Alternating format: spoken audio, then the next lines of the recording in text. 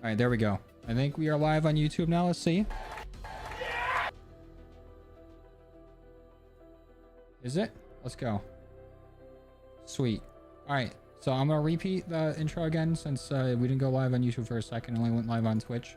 But we're going to be playing a bit of zombies here. It's the last day of the beta. So I want to try out the Coda. I also want to try out the shotgun, the Breacher 10, but I used it a little bit last night. It didn't really, I don't know. It didn't really seem that great to me. But maybe we'll get it out the box or something and use it. But the Coda, I really want to test out. What's going on, Neon? Golden. Mao. Squid. Forsaken. Well, what do you guys think? Should I use the rapid fire on this, or is that too much? Is the recoil going to be too crazy? Oh, and Killa, what's up? What's up, dude? Immediately popping in with the 23 months. Thank you, Killa. Appreciate you, man. Thanks for supporting for almost 2 whole years of being a member. Thank you, dude. Means a lot. God damn. Use rapid fire? Alright, bet. It's gonna be insane to try to manage this recoil. What's up, Alicio?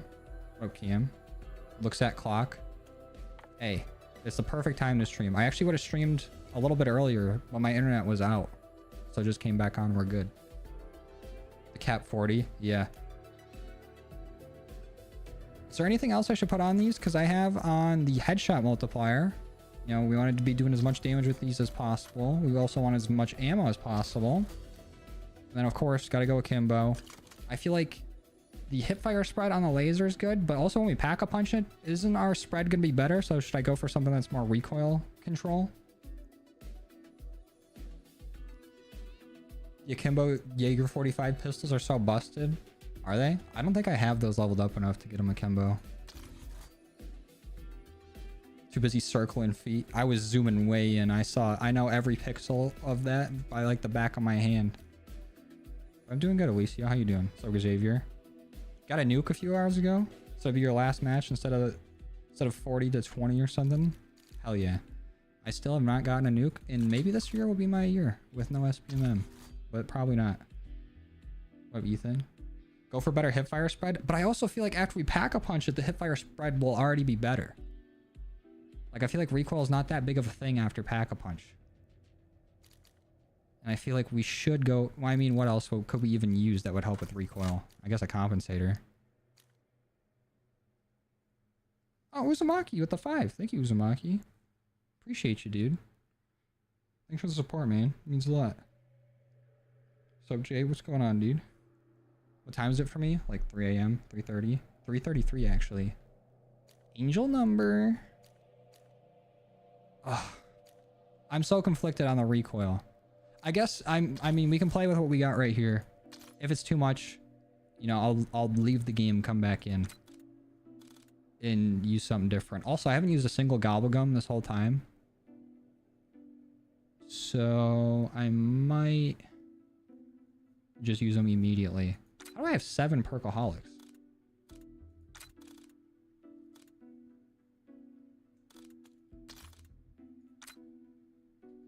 But we don't need Phoenix up because it's just gonna be me. Actually might grab cash back. That's what I'm saying, Cam. Recoil usually don't matter in zombies. Good night, Cam. Thanks for stopping by, dude. What's up with Mark Sanchez? I don't know what the hell he's doing. That was such a weird story that came out. If we're going with Hercaholic, then I guess we don't need Soda Fountain. Power Vacuum would be fun. Free Fire is only going to last like 15 seconds. Might as well grab Hidden Power.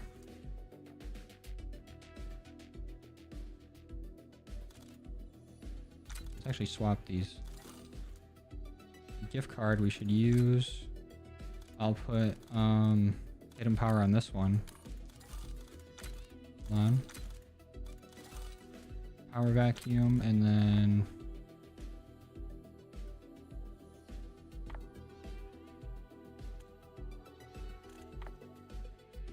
We got rain burps and indigestion. I guess I'll have Wonder Bar just in case I want to use the ray gun at some point.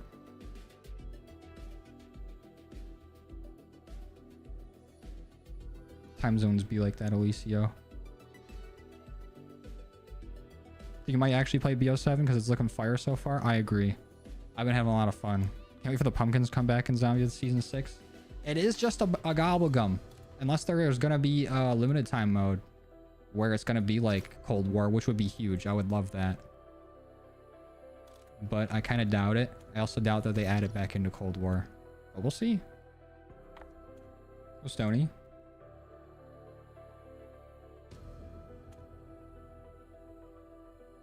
Haven't gotten Abyss camo yet? No, I haven't even tried it. TBH.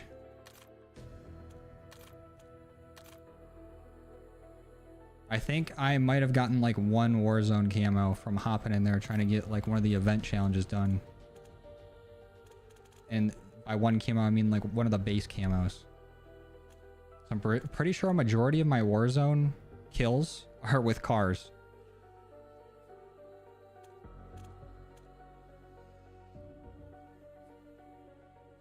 But also I do know about the whole Chompy thing and using, you know, changing the firing mode and then constantly feeding him the same weapon. But when we were doing the LMG, I kind of just wanted to see how it would play out normally. Limited time mode does have Humpkins you can open? Hell yeah. Is it launching right at the start of the season? Or is that coming way later?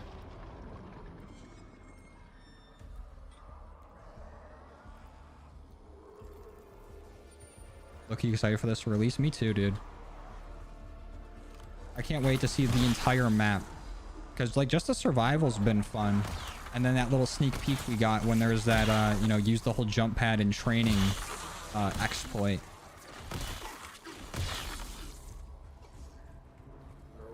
And just looking at the spawn room over there. Like, there wasn't a whole lot to get to, but I just really want to see the entire map. Because there's been... I don't know if you call it leaks. I guess it would be a leak. But people have shown the entire, like, mini map. Or, like, the entire zoomed out map. And it looks massive. I feel like we're going to be searching for side Easter eggs and Easter eggs forever on here.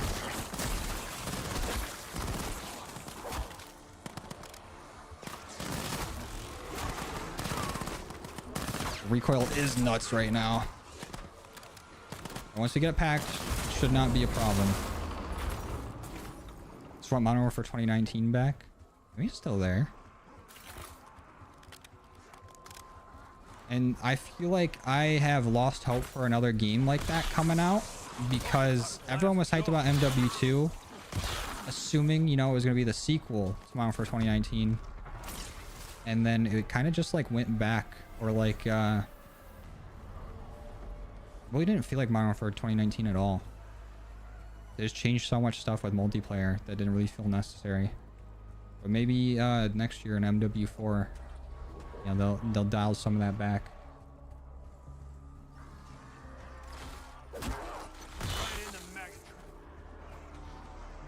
Getting a job? Oh, sorry, trigger warning. Job. Getting a job, Forsaken? Oh yeah, dude. You can start the Abyss grind after you get Dark Matter. Well, I do already have Dark Matter. Thank you very much.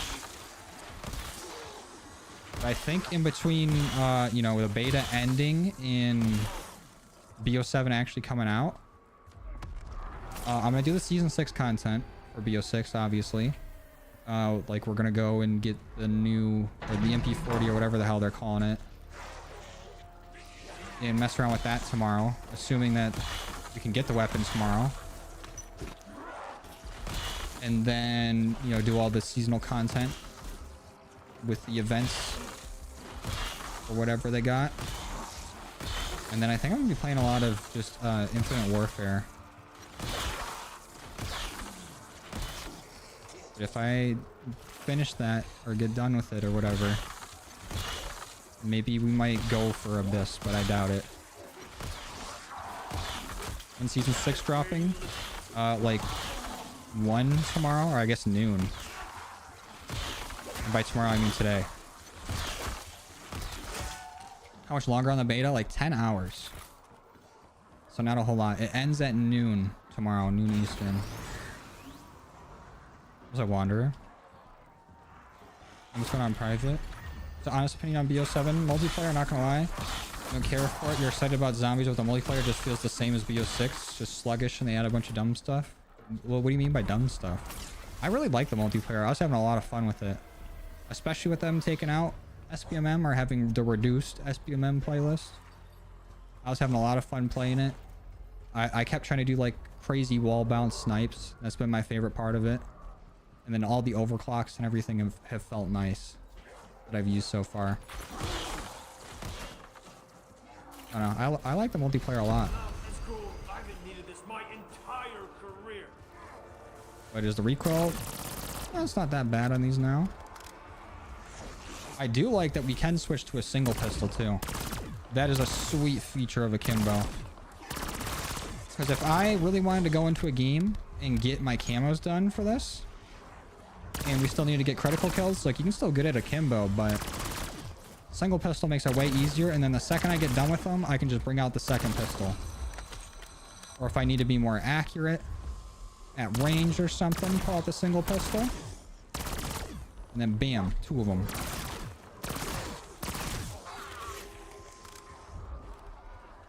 When you use the RC, drive it under the ammo crate. You can do that.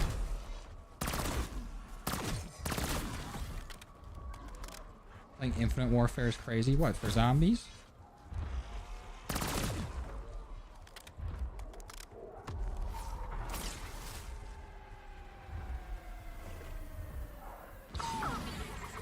Rub MK. I'll be on Rivals. I cannot stay in BO6 now. I have played a lot of Rivals, but I feel like I'm slowly starting to get away from it. Or at least during this beta, I have not really played it at all. Because every time I hop on there and I try to, you know, play a little bit of ranked, it's either people throwing the games or like extremely mentally ill people on my team trying their best to get angry. Like people get on there and try to get mad. Can't just have a normal game on there. Wall jumping, whatever that thing is, you can go invisible. Taking out tac stance. I mean, tac stance we haven't had. I guess we did have an MW3, but we haven't had an all BO6, and it's still there. I do agree that I don't like that it's an attachment. I wish that you could just switch to tac stance. I don't know why they changed that up. But I guess there's technically tac stance if you don't have dexterity when like wall jumping and things like that. But I really do like the wall jumping because it adds like another layer. Like it's not necessary. You don't have to do it except for like on some parts of the maps. But it's just another layer of like, you know, something fun to do on the maps, and adds a bit of like a skill ceiling too. And I always try to play like as fast paced as possible. Like I'm always like rushing down. Like, you know, I always say like I hit my head against the wall until it breaks. And the movement for it is a lot of fun.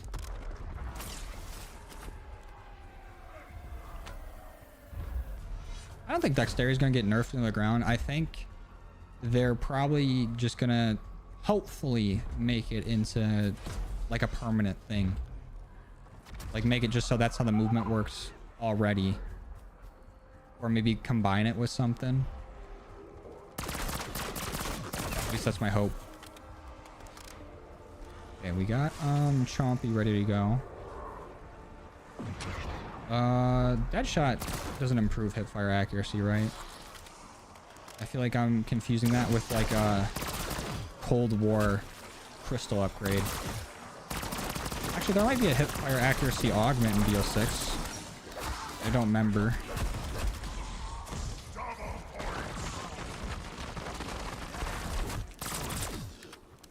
I don't want to grab double tap, but Voltrade's got to be what we grab early here. And it's double points. I have an energy mine.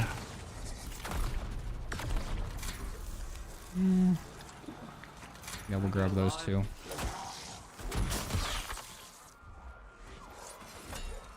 How did that? What? Did it hit any of you?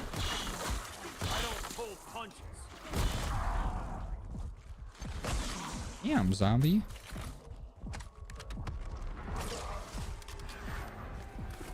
What rank am I? Right now I'm like Diamond 2. This has been my worst season for ranking up so far. I usually get into GM and float around GM 2 and 1. But this season has been a struggle. And I used to like basically only play support. In the last season or two, I've been really playing tank. And it is brutal. Because the second somebody sees you pick tank, they're like, oh, we got a tank. We don't need another one. Let's go 7 DPS.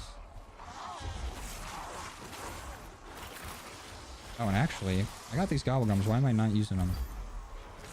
Little perkaholic. Little gift card. And fuck it. Let's get these two legendary. They're two sweaty players. Yeah, there are a lot of sweats, but it's nice when I actually get the lobby where I'm the sweat. No need to play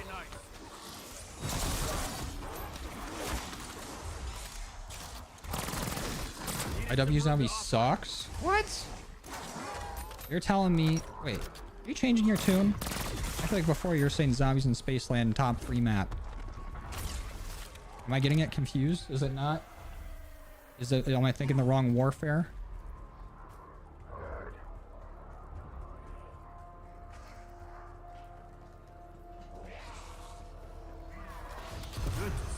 Hey, I'm down, Golden. I was mainly just trying to finish some collections I had. Like, I literally just needed that Snorlax and that Buzzwole to finish those sets. I need to go through and find what stuff I need for decks.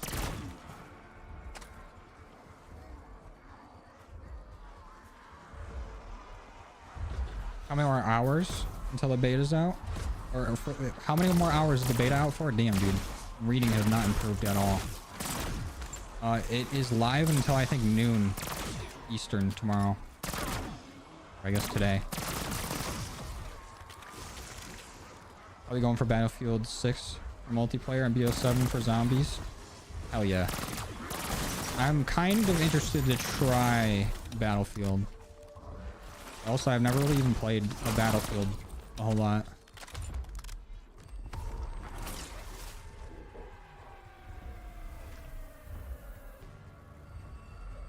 Get the wrong person. You've always hated IW zombies. So you're telling me you can look at Zombies in Spaceland and be like, nah, that's not good. I don't like that. And firing with a crossbar on the Papped LMG. I like the crossbar and everything on LMGs. But there's something about like actually being able to go into the iron sights. That's why I didn't use it when we were using the LMG for our video.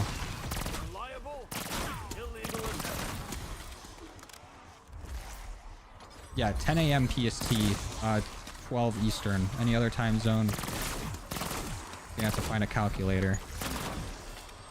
Thor main, so you hate solo tanking? Thor's been eaten though this season, or at least against me. Because when I play like Strange, he just destroys Strange. Like any melee character just goes crazy. And then I can't switch to Emma because she's mostly banned. Highest round I got in here. You got the 61, got destroyed by the bear. My highest round, I think, is like 56 and then X-filling.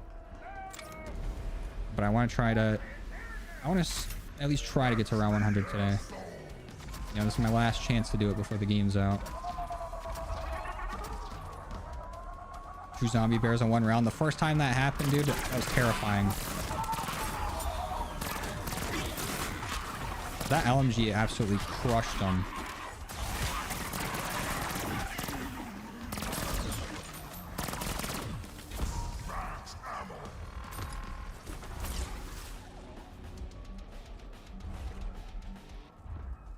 Alright, thanks for stopping by, Private. Appreciate you coming and chilling.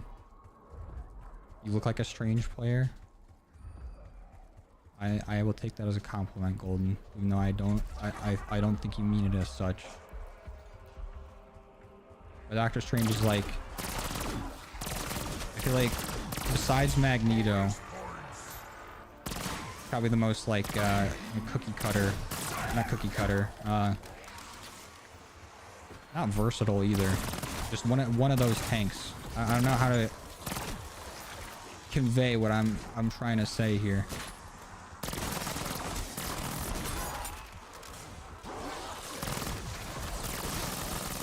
Be just like a good shield tank, and then I get messed up trying to play him. I know you weren't Golden.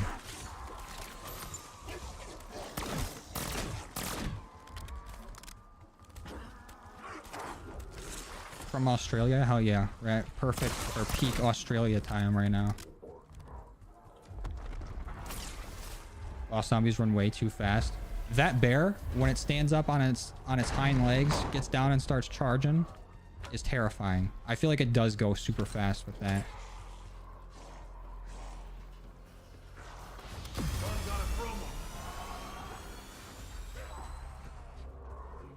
The Doppelgaster. I feel like the Doppelgasts don't even feel fast to me anymore. With how fast these Ravengers can get. But they are insanely fast.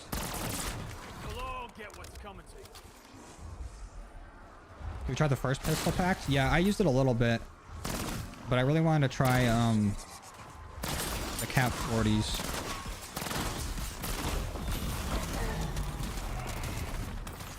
So we might as well fill up on our Gobblegums.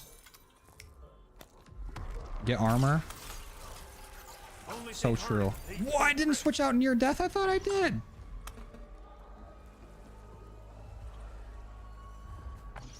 Whatever.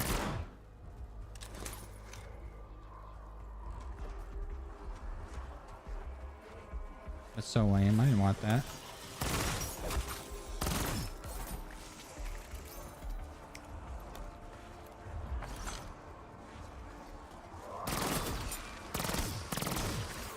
Honestly, I don't know why I don't got Rampage Inducer on. I know why. I'm a coward. And I'll go down the second I activate it.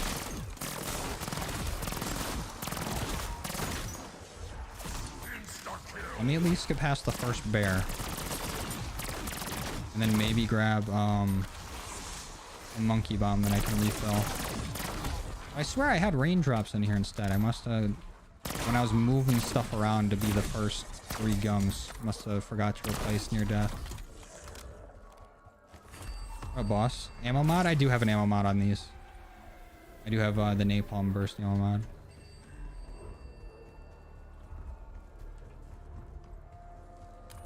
Still broke.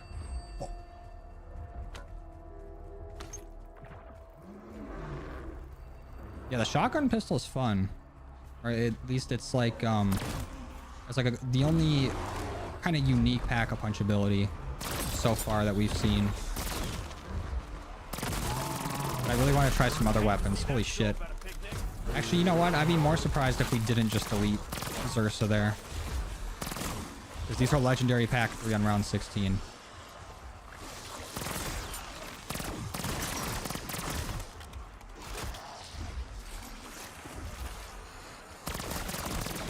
I'm playing solo right now, Decode, but honestly, depending on how this round 100 run goes, we might do some open lobbies going into multiplayer zombies or something towards the end.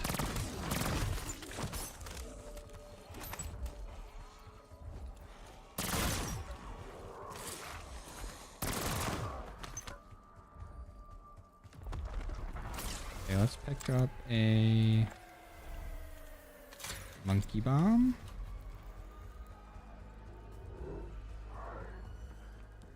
So I have to do something else. Armor. Still too broke.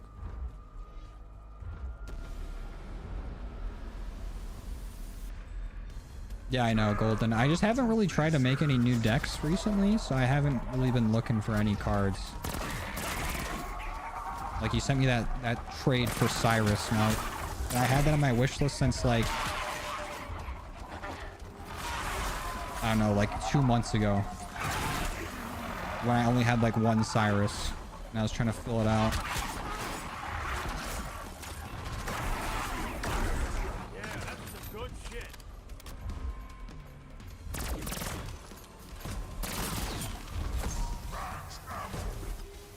Okay, now we got enough for our armor. We got enough for our box spin. Might as well do it. I've not gotten the ray gun Mark II yet. Worse than I've only gotten the first ray gun. And it's gonna stay that way apparently. Tap and pray. Gift card? Oh yeah.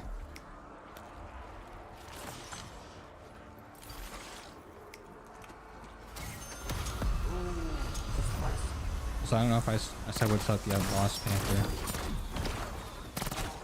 I think I did, but I don't remember. Guess they don't land on their feet. Just put cards you don't have on your wish list. Yeah, that's probably what I'm gonna do.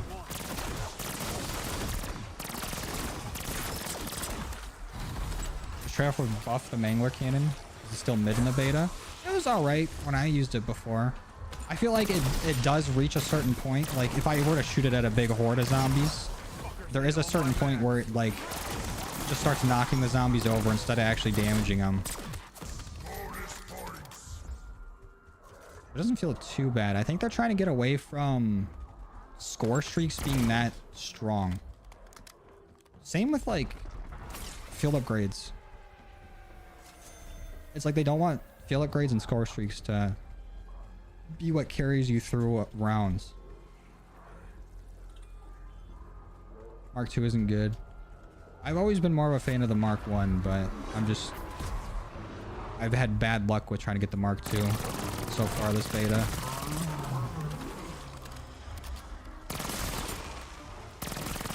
Hi, Zersa. You excited for Forza Horizon being in Tokyo? I'm not gonna lie. I don't think I've ever really played a Forza game, but I've always admired how good their games look, and Tokyo being a setting, they're gonna be eating.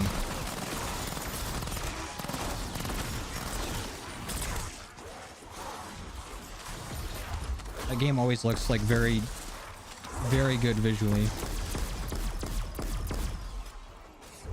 Wish this was just Buzzwole EX. Yeah, that was the last card I needed for that set. Now I got it. I gotta go and look and see what else I need. You think leveling up with double XP feels way too fast? No, not really. I just hope that they're not using the double XP to cover for how slow the leveling is going to be. Because before they activated double XP, the leveling was so slow.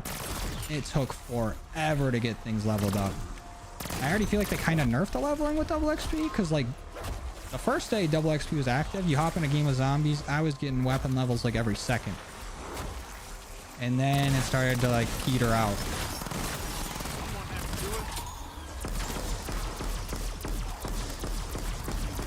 I just want there to be a good balance. Because weapon prestiging is going to be something fun to do. But also I don't want to have to like play for 4 hours with like a weapon just to be able to get the more damaging headshot barrel to use it in zombies, you know? Overclock system from multiplayer should be in zombies. I 100% agree. I feel like they didn't add it in because they don't want to confuse newer people that maybe didn't play BO6 or whatever with that in the augments. But also, the overclock system is so cool in multiplayer. And there could be, I feel like, you know, there could be some things where some of the overclocks don't translate to zombies and they don't want to like go through and tweak them. And then have it so that can leak into multiplayer somehow with like whatever benefits they give you.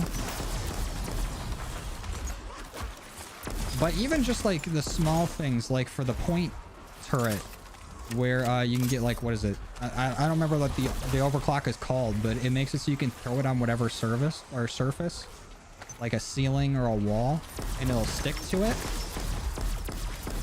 I feel like you should just be able to do that by default in zombies.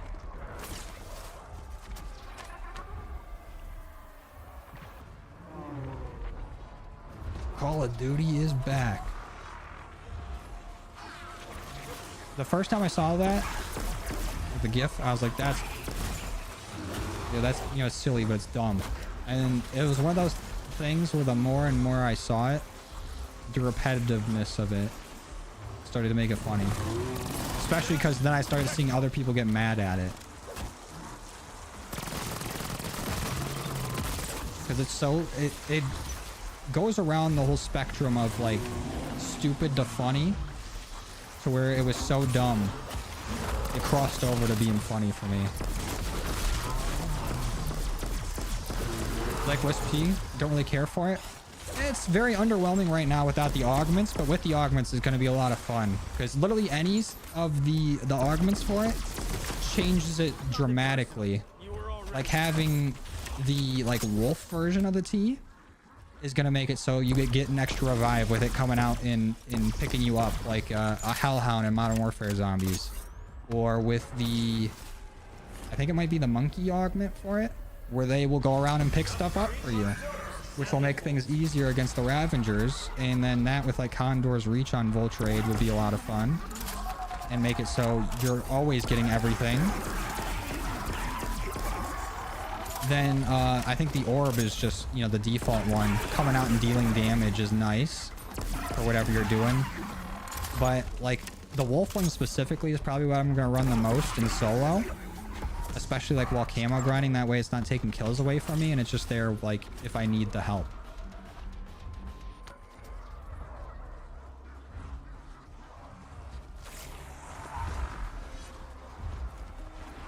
Don't like him, but the GIF is funny. Or the GIF is funny. Not gonna lie, I only see him through Twitter. Like, I see his tweets all the time. I don't think I've even heard his voice before. That's how it goes for me and a lot of like other content creators, unless I've actively played with them before. I don't really keep up a whole lot with like other people's content when it comes to COD, just because then everything I'm consuming is COD, and then I feel like that would burn me out pretty quick. But from what I've seen, he seems like a chill guy. He seems like a good guy.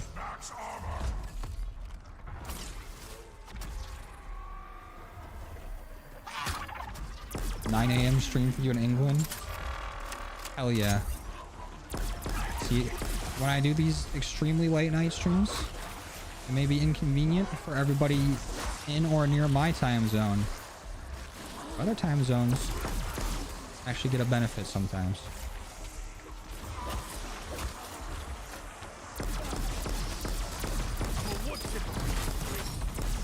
Yeah, I get that, Golden, but also the new set for TCG, I feel like it's just a way for a lot of people to catch up and get some of the meta cards and actually like build decent decks.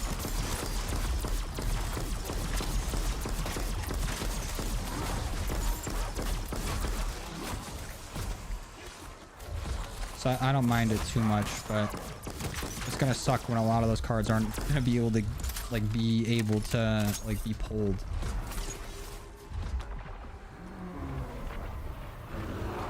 Like the full art Professor Oak.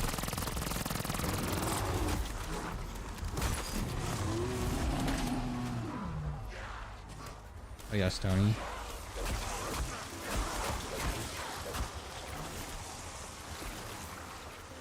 I feel like that's just a lot of the COD community though, where people will be like, new game bad, old game good. But it's just part of the cycle.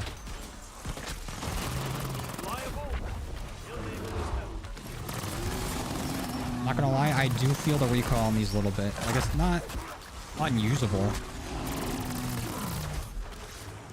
But I am trying to pull down with these, and the recoil is taking them straight up into the air.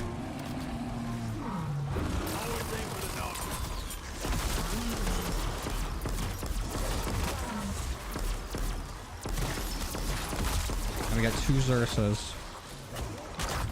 Ow. Damn. They are not messing around.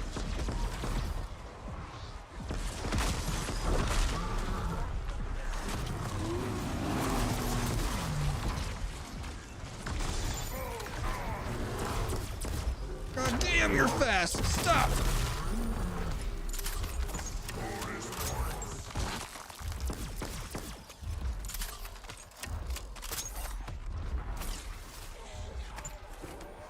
I should scoop up an RCXD.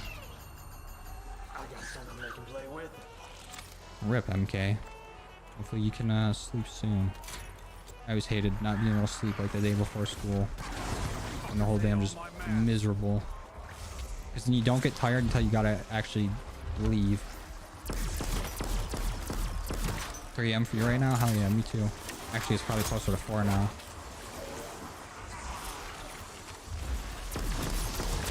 Imagine overclock cluster nades and zombies. That's what I'm saying. That would be so nice. At least some of the overclocks should make it over to zombies. But I feel like they're just not doing it because they don't want to have some sort of glitch or whatever. You can get the zombies overclocks in multiplayer.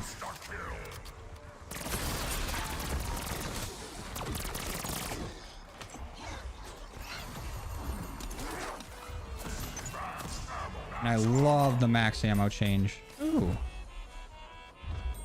Honestly, I don't know if this is a unpopular opinion, but as much as Casmirs are cool, they feel almost worse than monkey bombs. Like, yeah, they're gonna kill anything that gets into them, and you can jump into them as like an anywhere but here basically. But it's so slow, or like the amount it slows the zombies down that it tries to pull into it is insane. It's almost better just to throw a monkey bomb and try to like shoot or throw a nade at everything near it.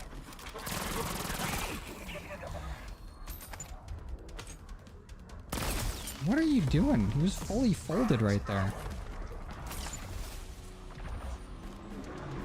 Name, how about no?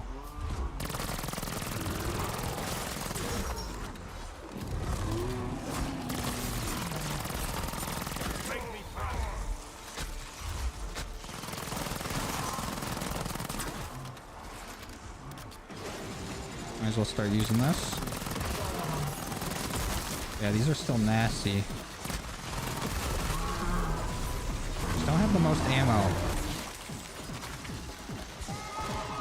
Overclock for the monkey bombs and Never mind.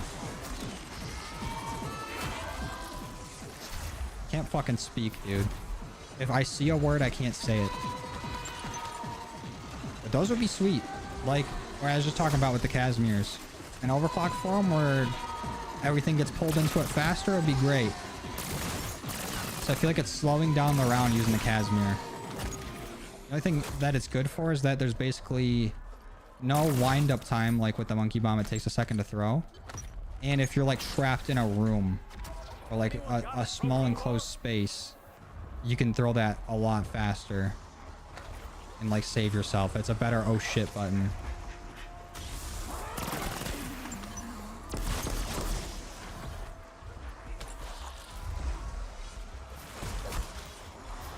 Been doing great in multiplayer, best done in any beta. Me too, honestly. At least it feels like it. I've also had a lot of games where I've just been doing stupid shit with a sniper and trying to go for like insane shots, and then going super negative. But I was having fun the entire time I was doing it.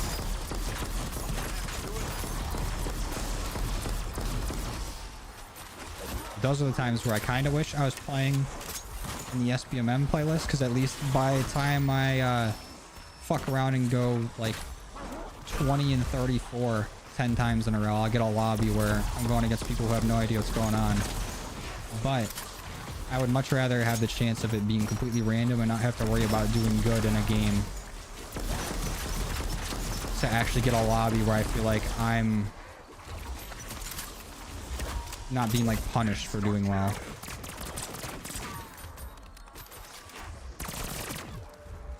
I have been doing an open mosh. I haven't touched the SPMM playlist since the open mosh has come out.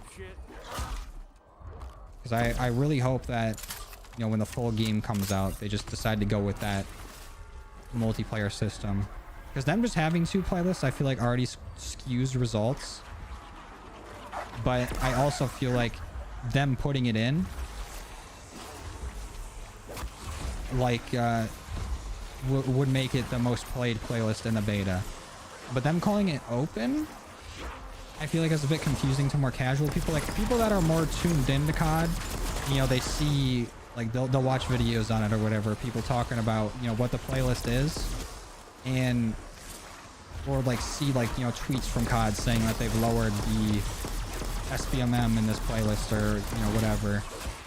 Those are the people that know about it. I think the more casual audience, then are just like, oh, COD beta, let me go play this.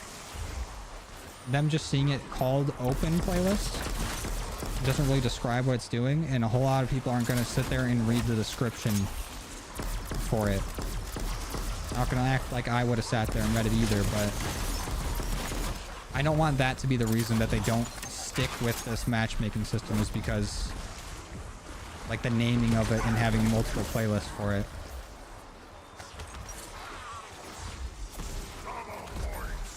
I would just rather than name it like casual, or just have the matchmaking be like that, and then have ranked play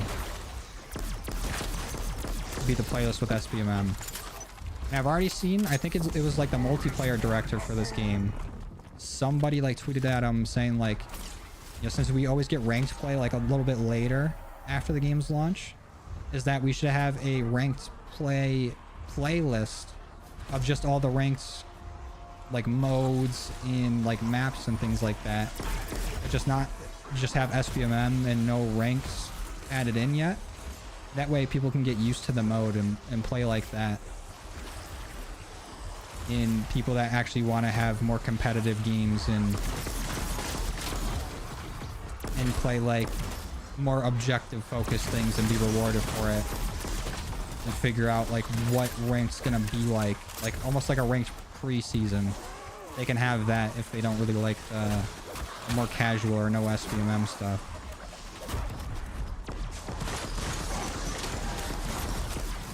I think I'll say, so the numbers were good. Yeah, I don't think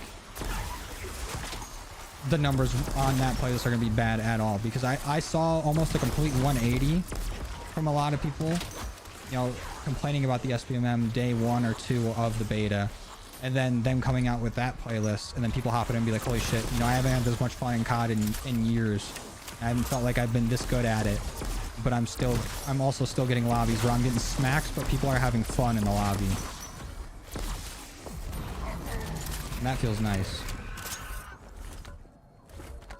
I'll be real, I don't notice the difference. My thing with, like, the SBMM playlist versus the non-SBMM is, like, yeah, I'll still have good games and bad in whatever playlist, but in the SBMM playlist, I definitely feel like I'm going even most of the time or getting stomped. Where in the open playlist, I'm having way more games where I'm actually doing, like, well and going, like, way positive, because my KD for the last few years has been just, like, you know, barely above 1, and now I feel like I actually might have a decent KD.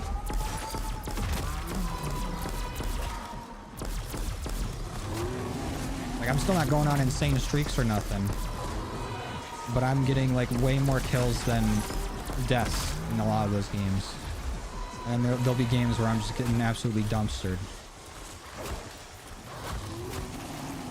It just more feels like I'm in control of, you know, if I'm doing well or not, instead of, like, it just picking, like, okay, we know these people are going to stomp you, we're putting you in this game because it's your turn to take the beating.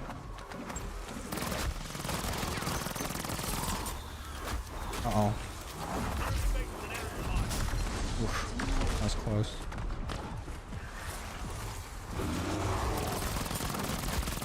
God damn! Commando Pro Zersa! How'd you hit me from that far away? You big bastard. Okay, monkey bomb time. Pack 3 the ray gun. Is it not pack 3? Oh, it is. It's pack 3. It just says 2 there because it's my second weapon. Underneath the actual ray gun, it says the number of times it's been packed. The pack-a-punch level that it's at.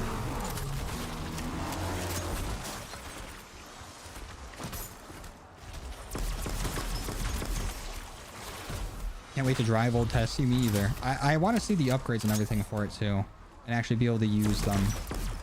Those seem like fun. Okay, I'm gonna butcher. Is it Stonini? Stonini?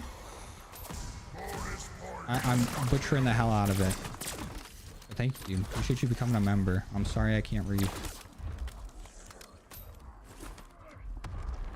What's up, Dirty Dan?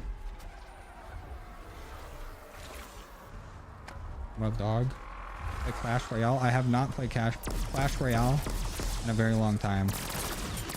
I used to play it a decent bit, like high school.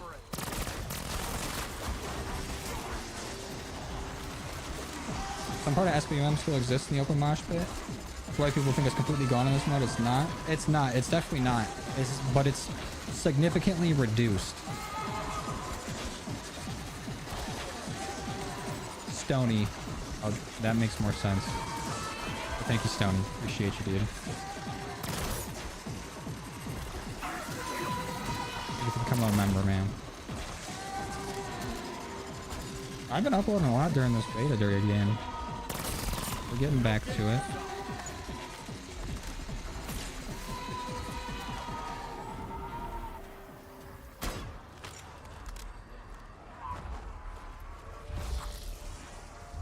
Yeah, it was a little confusing for me at first too, Joseph. Because, you know, I get what they're going for with like the 1 and the 2 next to the weapons, and they're letting you know like that's your first weapon, that's your second weapon. But it also, with it being Roman numerals, makes it more confusing when Pack-a-Punch has always been Roman numerals. Hey, thanks, Decode. We locked in and got it done. This year, oh, I really want to get multiplayer camo done way sooner this time around. The last few years, I've like lollygagged on it. But that's all gagged on it, by the way. But it's also, you know, zombies is going to be out, and the Easter egg's going to be like huntable immediately. And I want to play zombies, and I want to focus on that. Then I feel like that takes all my time away from multiplayer. Like I always feel like I'm trying to catch up on zombies. And I let multiplayer slip.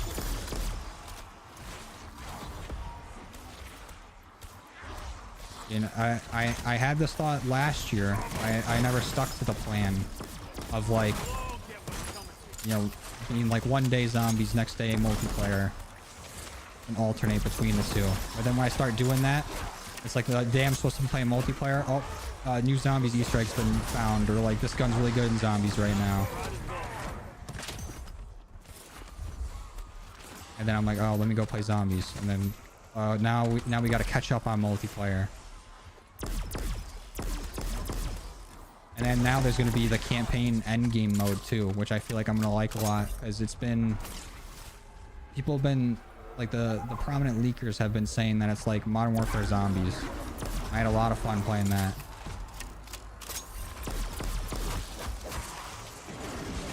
And also those camos, the campaign endgame camos, look like the best camos in the game. At least the best set of masteries.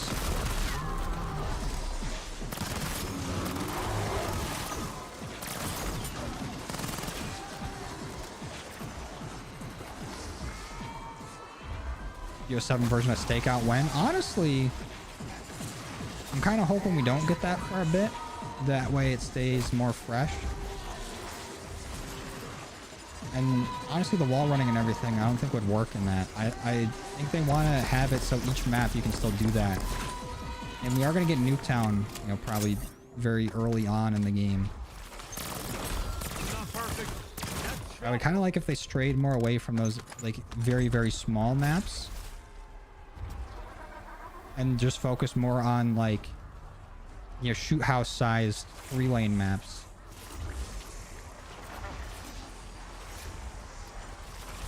Because then it feels like you have to play the Stakeout one if you want to get a good amount of camo progress quickly. And then every game on there feels the same. Like I could play a game of Stakeout right now in Season 6 and it would feel the exact same as it did when Stakeout first came out. And the only way you'd be able to tell if it was in a different season would be the weapons being used, if the weapons are brand new, and then what skins people are wearing. Because even after new weapons and everything come out, it always defaults back to people using just like Dragon's Breath shotguns.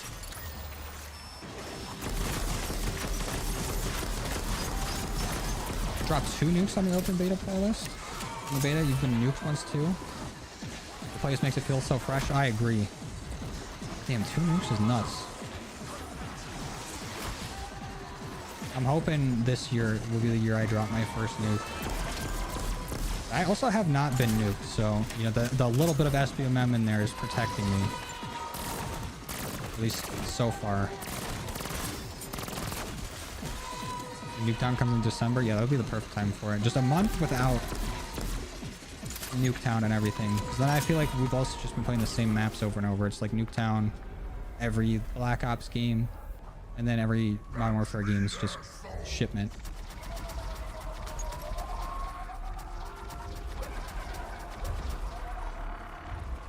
Did it bring back Onslaught mode? I would love Onslaught. But I feel like Survival replaces Onslaught for the most part. But honestly, Onslaught's more difficult. It's random, whatever perks you get, and when you get your weapon upgrades, and when you get your Pack-a-Punch and all that.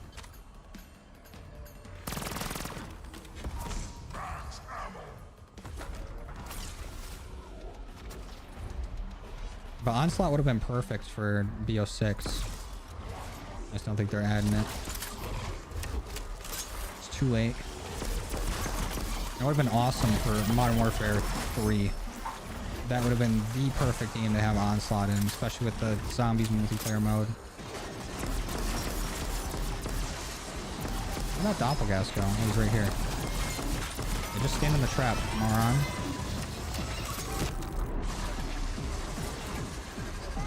Wasn't able to get the beta when the game fully comes out. We'll be able to play. Ready to grind camos. Dude, the camos do look really good. Some of them I'm a little disappointed in. But there's going to be so many that, like, it don't matter. We'll have a lot to choose from on top of all the prestige camos we can get from leveling guns up.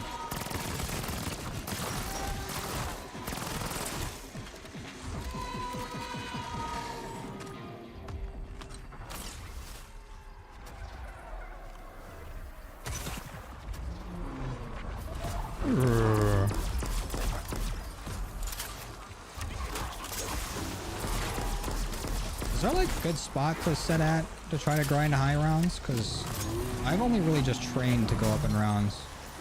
Is there something more efficient I can be doing? Besides waiting for the trap to reset?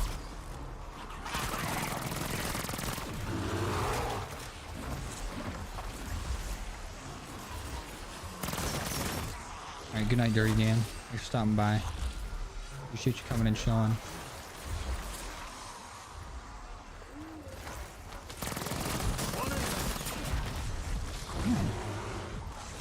They're beating the shit out of me. You too, Dirty Dan.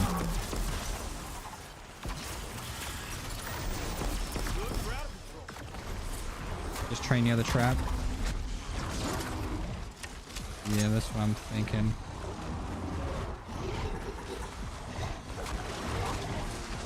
Oh.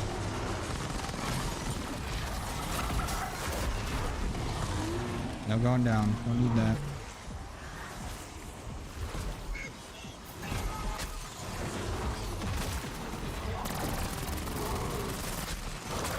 Jeez.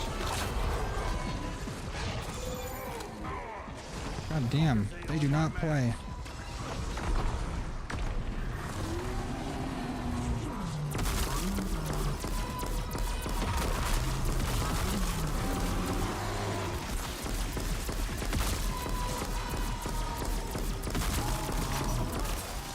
That's one way to conduct yourself.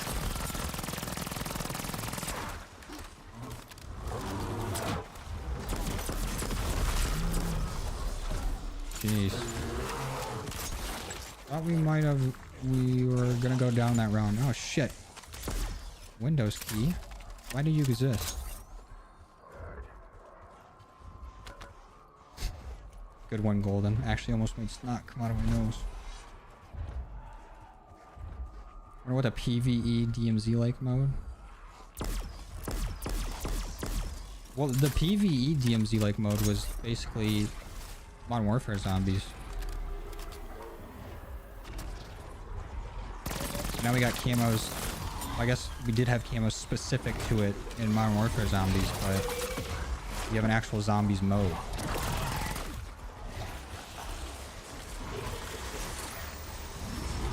Did some high rounds yesterday. You like the Ray Gun Mark II better?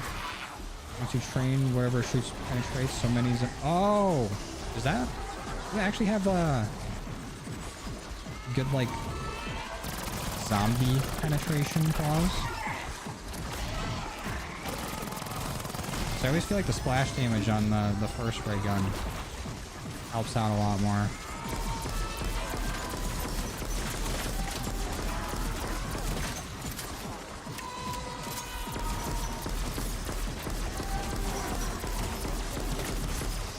With the axe. Oh yeah, with the tomahawk. It does actually do pretty good against them.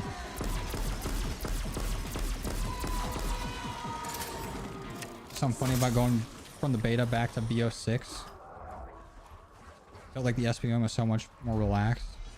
Because your first match in a long time. Yeah, I always feel like if you take a break from the game and come back, it takes that into account for SPMM too.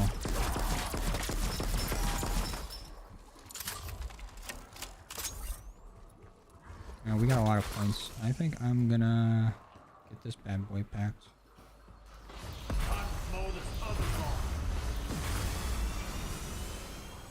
Might as well. And fuck it, I'll just use this gobblegum because we can't bring him with us. Not a good source of protein. Talking about the co-op campaign thing.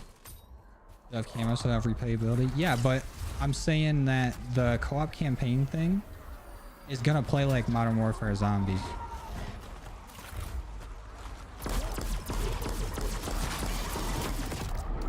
And that'll probably also have zombies in it. From everything that I've seen so far.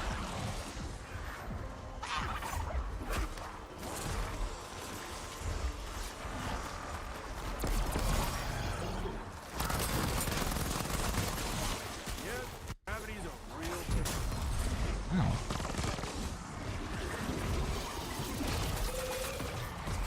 You gonna play or upload Battlefield? I might. We'll see how I'm feeling on Friday when it's out. I never really played Battlefield, and I've seen that they do have camos in it, but the one camo I saw, it was literally just like the gun, but like bronze. So it's not like they look so like too amazing, and I feel like a lot of people that are fans of Battlefield like a more grounded game. I'm not the biggest fan of like having something be super grounded, because then the more grounded the game is, in my opinion, the less fun it is. The more realism you add into it. But I don't know, I might try it out. We'll see how it goes. Maybe I'll grind a weapon and get it up to whatever camo they got.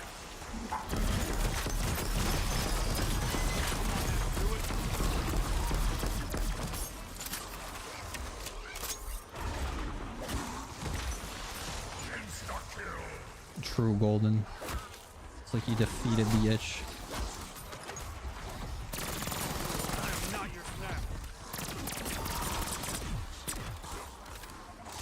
I want to try the RCXD thing and driving it underneath the ammo crate.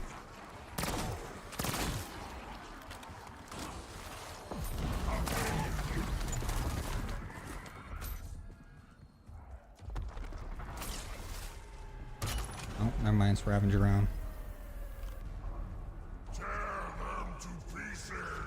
Tear them to pieces.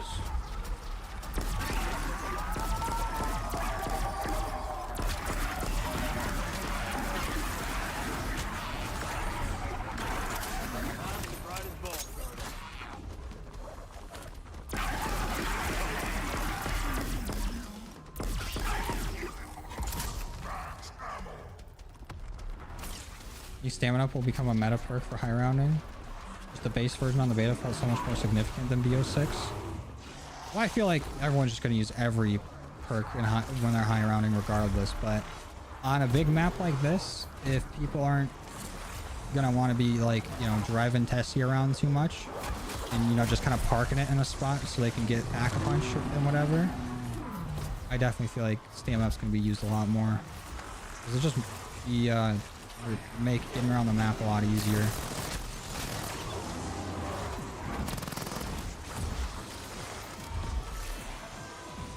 I agree, Cuts.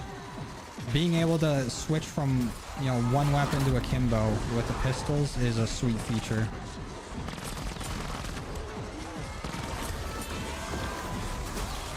Smells like success.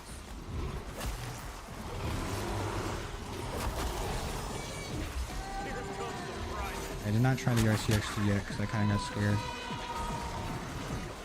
Let's do this. Fuck it. Got this. These one out. Oh, you can drive into that. Will they walk to it though? They will.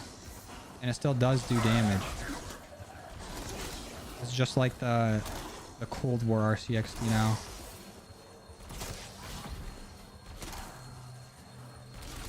You think Tessie will affect high rounds? Probably not. I don't think so. Because I think you can still use the things that are on Tessie without having to like go and repair her or whatever. You just can't drive it if it's like hurt.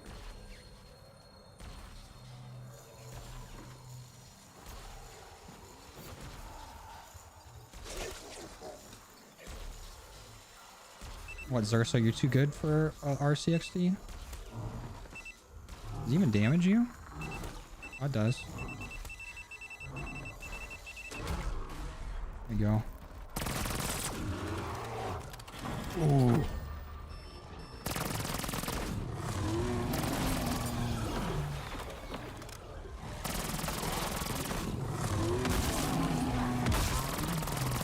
Tomahawk's actually so good against him. Does like 70,000 damage. And these pistols are good and all, but honestly, the LMG might be better. Especially just for Zersa.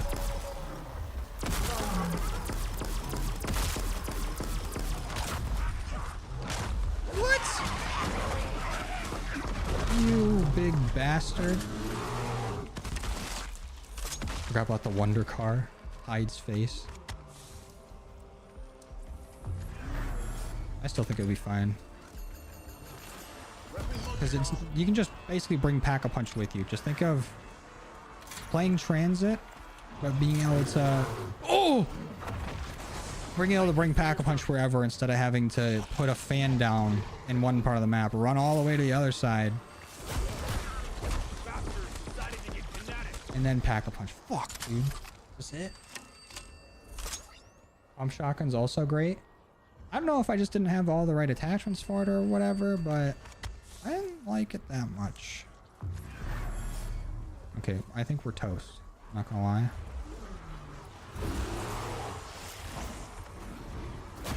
We got all these gobblegums, but we still fucking suck.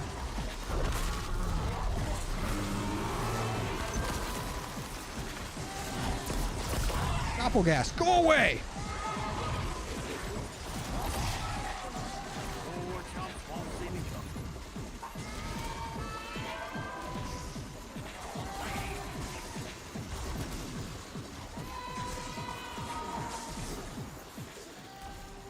I can't believe we're even still alive. Skill issue? Nuh-uh.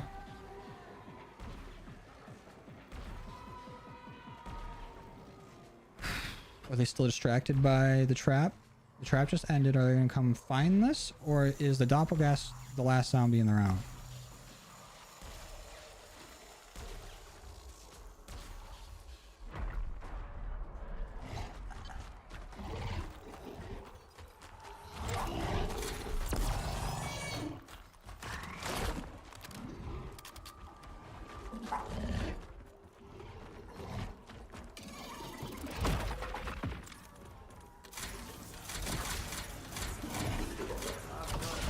Fire late.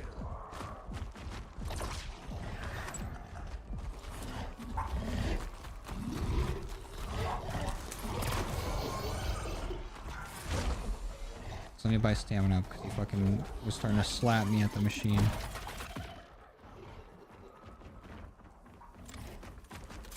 Oh, melee macchiato will be good too.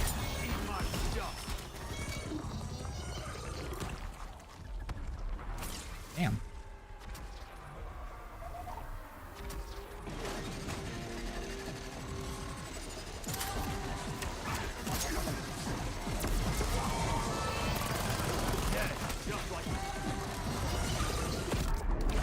Cannot believe we recovered from that.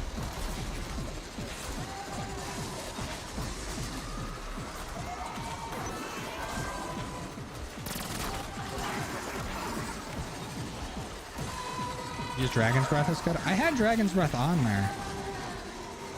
It was doing like damage, but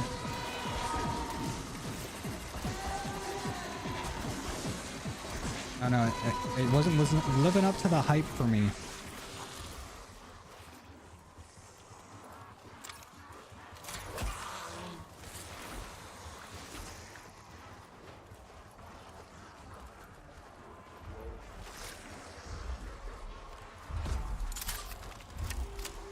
I think I'm switching these pistols out.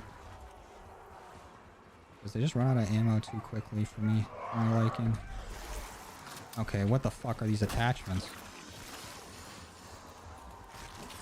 They gave me the speed mag in a hybrid scope. Are you kidding me?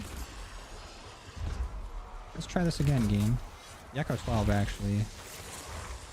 Pretty decent.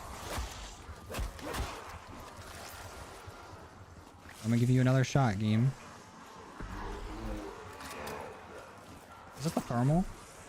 You gotta be fucking kidding me.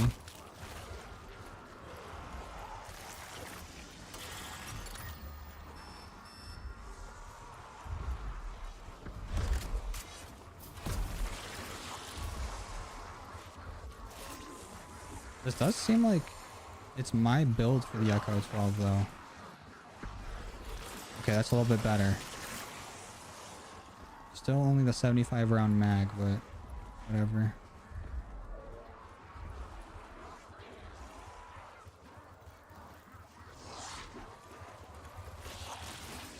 Can I make a crawler?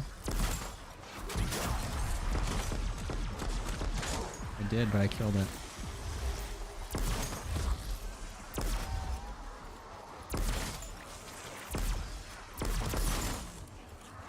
Oh, there's a crawler. Let's go.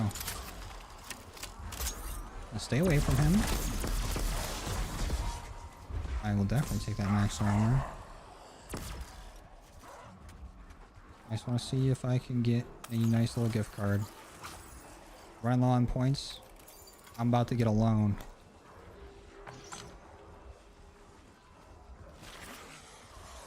I'm about to get a bailout.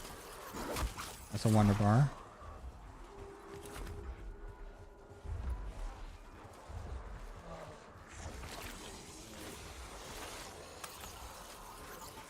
There it is.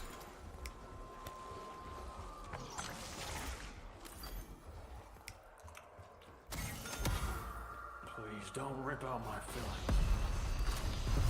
Still gonna need a little bit more, but I think we can get another gift card. Watch this. Hidden power? Nope.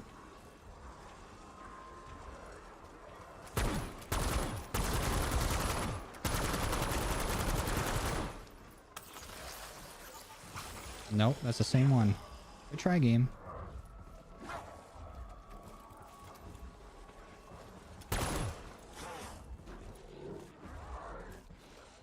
Over here. Come on. Away from the gobblegum machine, fellas.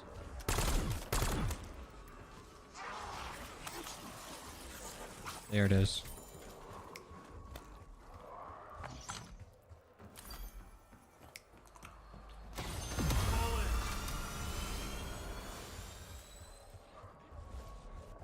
And then let's put napalm on this.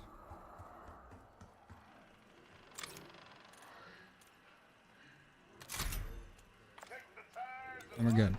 700 something damage for pack 2 legendary is crazy. Yeah, but you gotta think that we can get bullets out with this so fast. And that was for like a non-headshot. Headshot damage is like 7,000 something. That was a 5,000. But I'm mainly just keeping that around for Zersa. I feel like I'll do better against Zersa, and then I can also shoot Zersa better from range.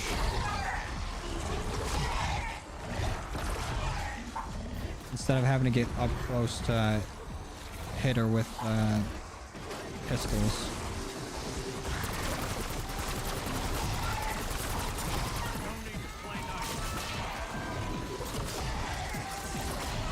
Gonna try to get to 100?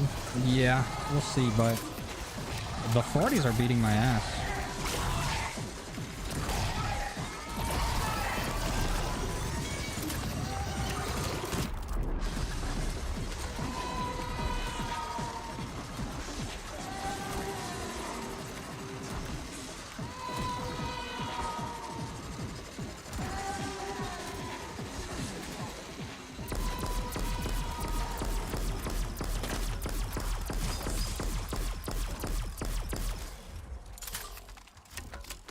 Some Nitrix.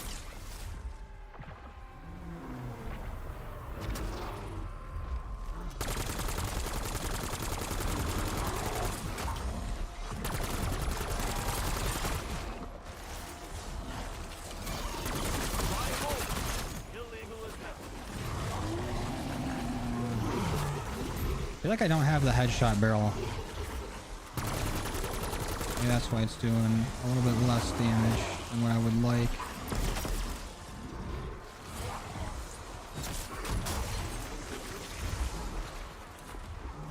Also, how many tomahawks can you have? Like, just in your inventory in BO6? Isn't it like 3 or 4? Why are we limited to 2?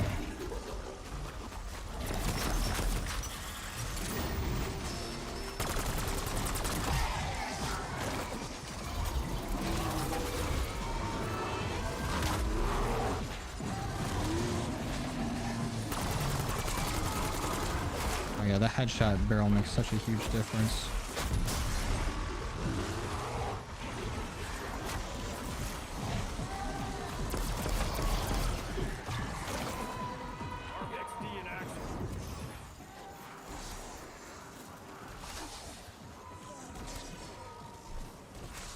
Tommies are nasty.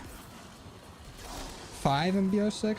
Yeah, it's nuts that you can only have 2 in this, but they do an insane amount of damage.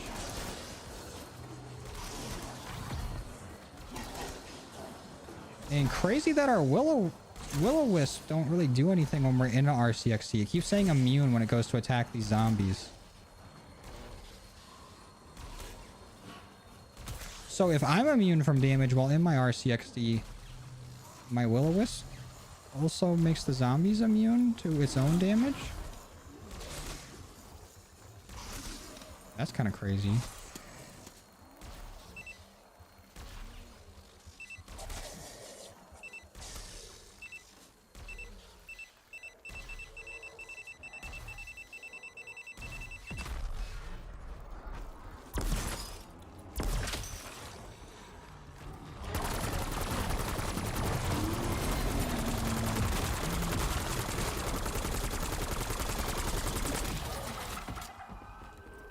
I'm about to abuse the hell out of these RCXDs though.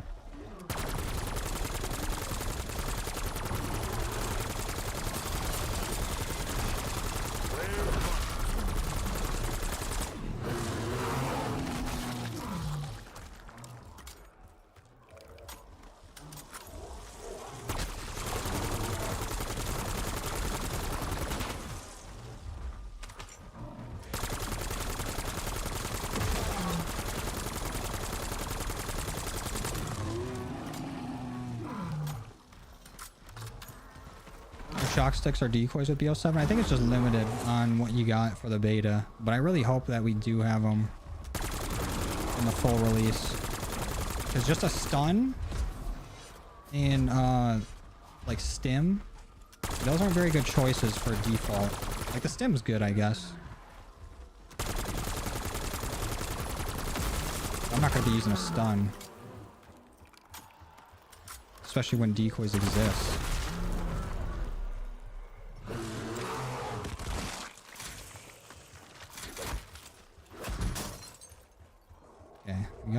those. I think my setup's literally just gonna be RCXD, throw a monkey bomb, buy another one. But we're gonna run out of salvage quick. 50? They're a ribbon for that? Of course. I buy 2 of them right when we get to round 50.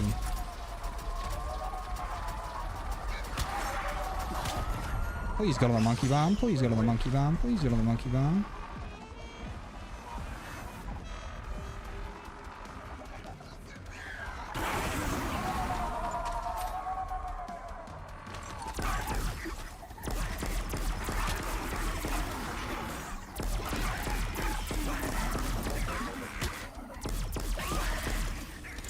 Stay on something higher so you don't get blocked.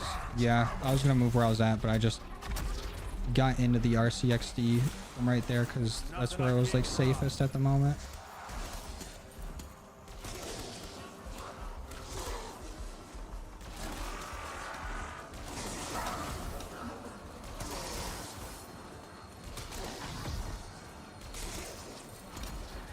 How bad are the zombies now?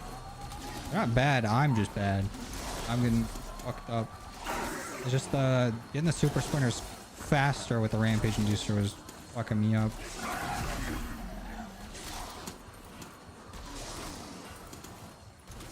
I tried the gas grenade against the zombies. You managed to pick one up once, but it never dropped again. I have not seen one on the ground. And the zombies actually were able to hit the RCXD there. Like it just blew up.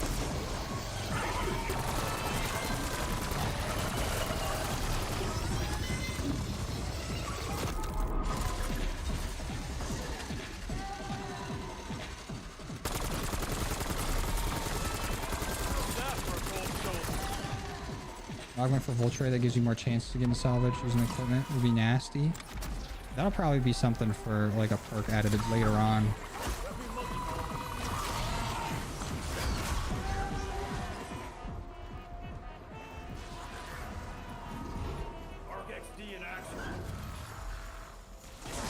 How did that zombie even hit me?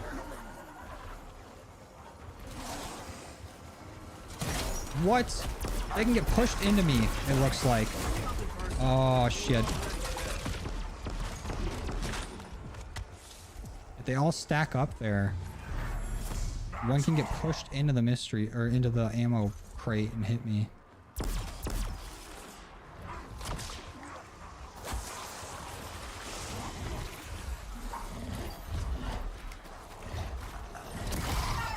I'm just spamming these gobblegums. I've not used any this whole beta. And we are burning through all of our salvage, so maybe this isn't the best plan. Not the best play.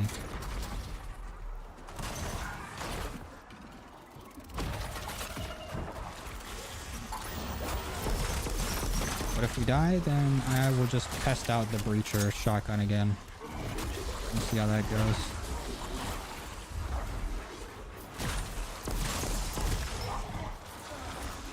Never stay in the barn. I just saw that before. We were not... Like, we just put the RCXD there and it would just kill every zombie in the round. Honestly, I think me body blocking the zombies was working better, because then they wouldn't stack up as much there. And I wouldn't push them into the box and hit the RCXD.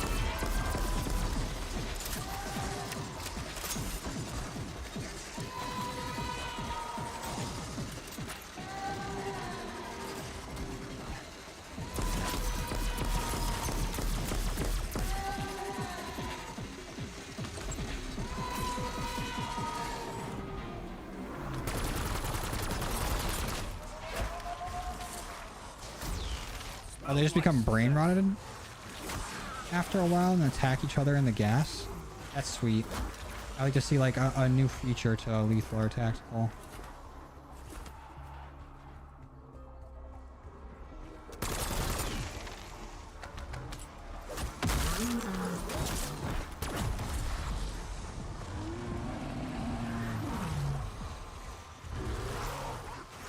Gas grenades would actually be a lot of fun. It would be sweet if they didn't affect you too in PhD. I'm pretty sure Molly's still affect you. Like your own Molly will affect you with PhD. So they probably act the same.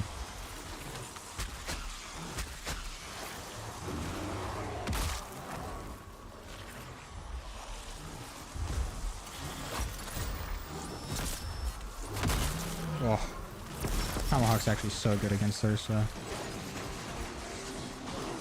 Needs a gun. Really killed her. All Tommies. How's the zombies book? First time seeing it? Well, right now it's only just survival, so it's pretty bare bones, especially since we don't have like augments for our perks and stuff, but it's still pretty fun. I'm having a good time with it. Is that 103,000 damage with the Tommy? Yeah. It scales with the rounds kind of like how like nades would. I think it's to make them more viable and more of like an elite or like special zombie killer. Even though they're good for like training up zombies and throwing them through a horde, since you can collat the zombies with it, but it just makes it way more viable against elites. They actually up the damage on it quite a bit.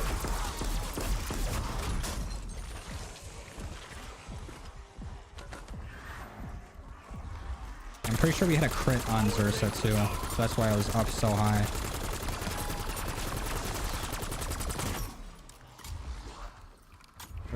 Algelone? Algelone? God damn it, I can't fucking speak.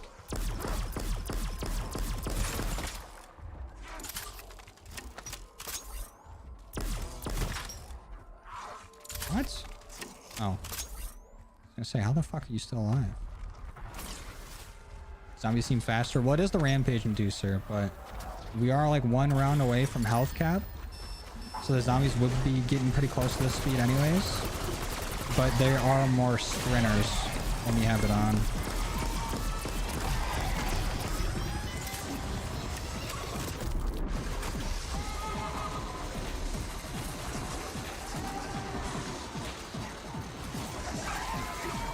Do you grind the MP40 in zombies later? Yeah. Definitely.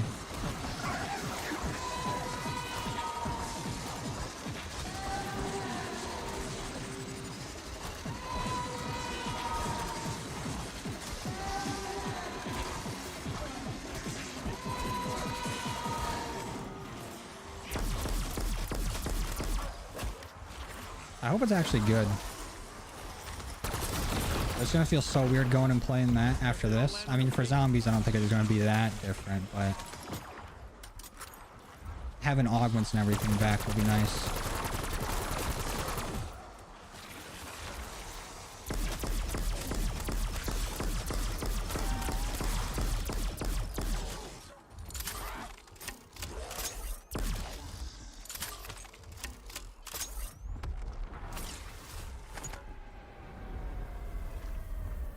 And in this game, does the Rampage Inducer go past 55? Like it always like keeps the effect or whatever over the round number. But does it actually still do anything? Like, do we have the faster time in between rounds still? That would make high rounding so much better.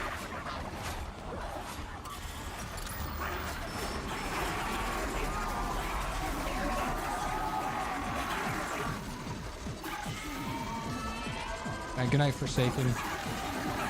Hopefully, paperwork won't be too bad to do. Thanks for coming by and chilling with us. Have a good night, man. Oh, the round does immediately start. That's sweet. Maybe that's the best part about the Rampage Inducer.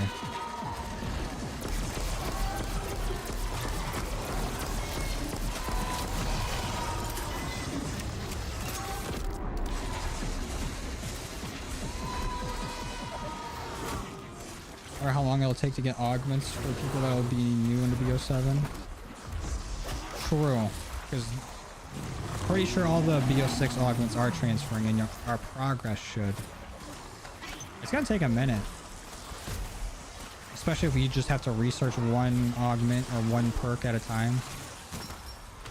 It's gonna take a bit. I hope they increase the research speed at least, because it would take forever.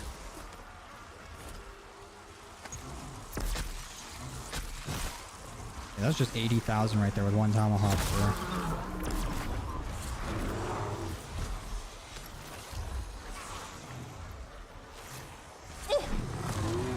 Gotta cut me off.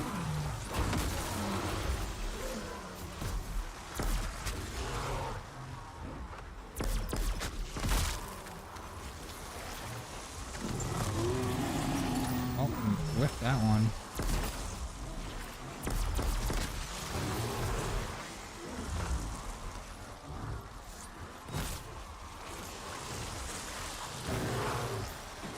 We need some more tomahawks.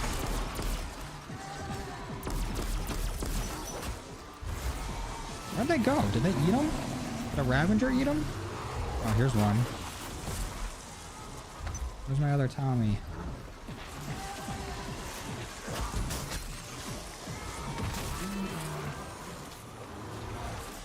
Also haven't been seeing very many power-ups drop. Like our last 2 power-ups have been the max ammo we get for the max ammo round. Oh, that zombie just took all the momentum out of my throw. Kind of fucked up. Here comes the private.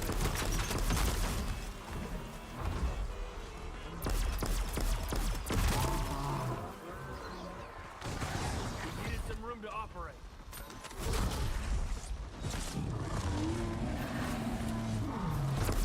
Yeah, I think they ingested my fucking tomahawk. Bad bear.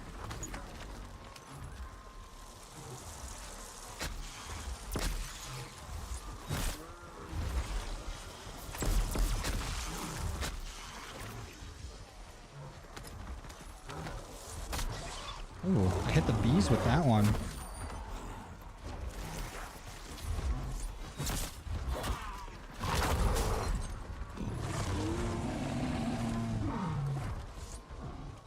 Oof, that crouch there saved the throw.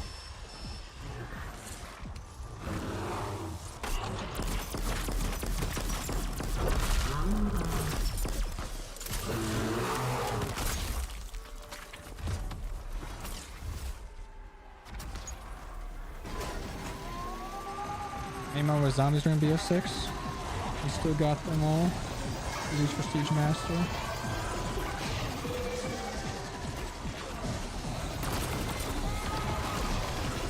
You think you got it before you reached Prestige Master, or it took you until Prestige Master to get them? I don't think it took me that long, but I think it definitely did take me a few prestiges to get everything. It was kind of fun in the beginning, though, trying to pick which ones I wanted to upgrade first and really focusing on them more. But I don't think I'd want to do that to get the same augments that I've already had back. Uh-oh. I think we can climb that.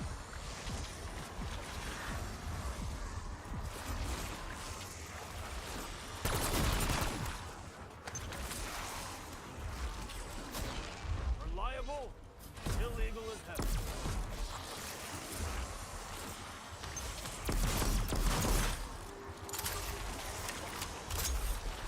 Could be wrong, but 50 ways will fully unlock all improvements for one thing. I hope so. I don't think it was like that in BO6. I felt like I had to do multiple games to get it all the way up. Like, it felt like there was a limit on how much you could upgrade, at least early on. And then for the newer stuff that was added in later, I didn't really pay too much attention to the research time, because the new, like, field upgrade or whatever that would come out, you could always start research on it early, because it was supposed to be like for an event or whatever, but you can go into a research tab and start it early. So I'd always have it like all the way complete before it was even out.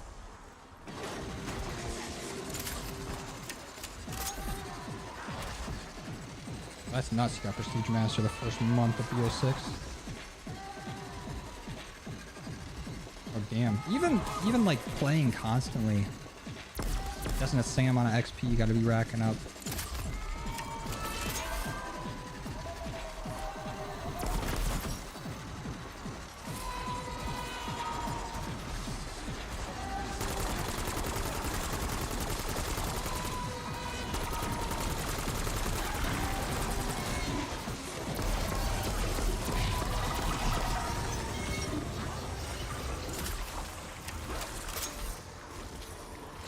it's just better for us to use the trap and then train until it's ready to go again.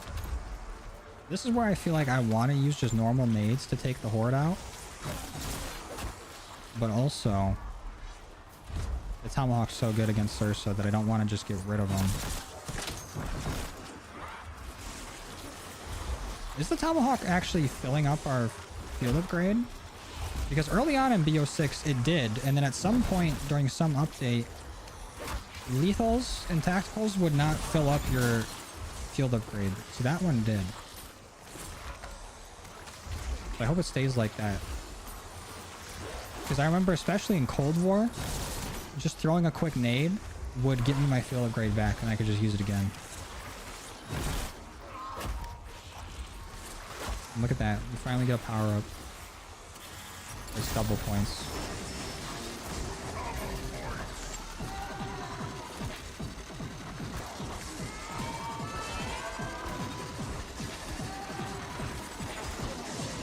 I don't know if it was just a glitch in BO6 or not that happened, or if they meant for it to be like intentional as like a way to kind of nerf fuel upgrades.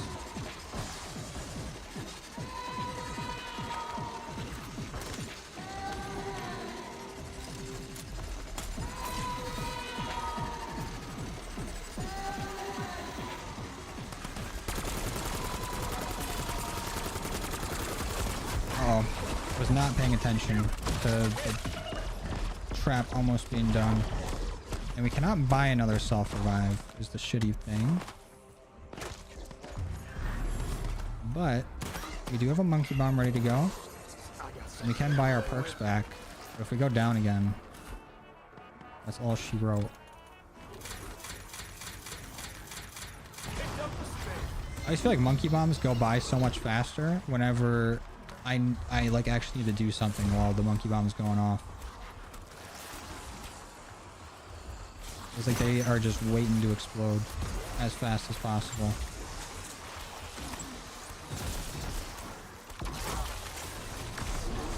Yeah, that's some good shit.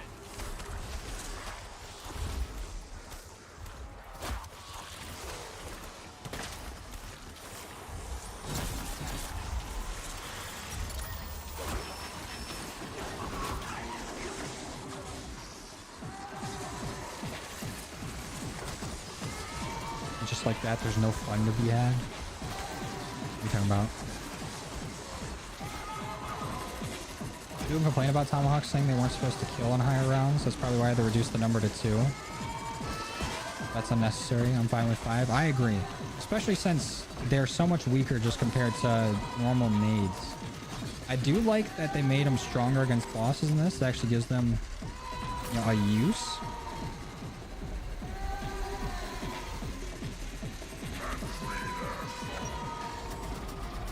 But I don't understand people being mad about them being able to kill on high rounds. Like, why wouldn't they be? I don't want to throw 17 tomahawks at one zombie just to kill it. Because then lethals and tackles are worthless after a certain round.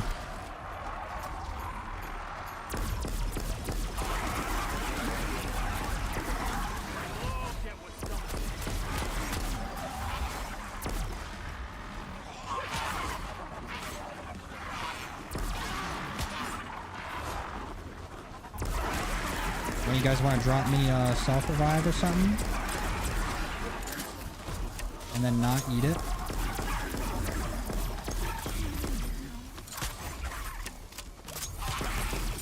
That's one way to conduct it.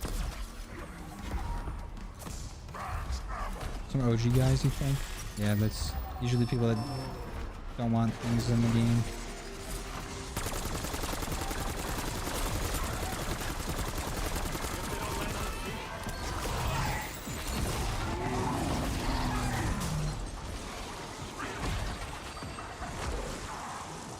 Well, that's fucked. Got slapped in the mouth. Oh well.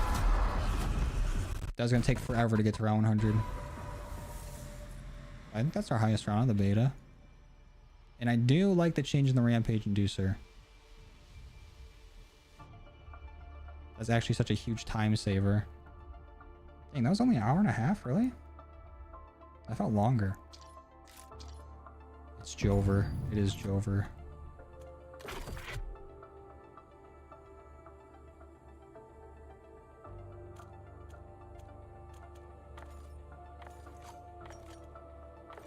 Well, what if it was paid DLC, Sully? So I saw some people saying the same thing about like MW2 to 3. We're like, oh, this is just DLC, like masquerading as a new game.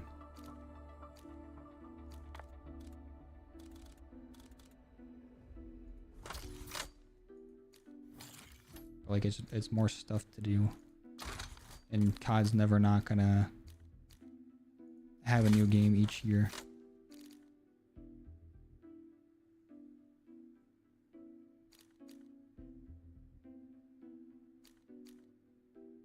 And I feel like it's unfortunate that, you know, going from like, what if there was a Modern Warfare game in between? I feel like people wouldn't feel the same way if it switched series in between. Like how Modern Warfare 2 immediately went into MW3. People were like, oh, this is just a DLC because they had stuff from the previous game carry forward and then, you know, had all the new stuff that a new COD game would have. And then that MW3 is actually a good game. Like the multiplayer was so much better. The zombies was actually surprisingly good. The campaign, you know, that sucked. And I feel like that what gave the game a lot of a bad rap, because I'm pretty sure there was early access campaign for that. But then going from BO6 to BO7 without another game in between, I feel like doesn't do it any favors.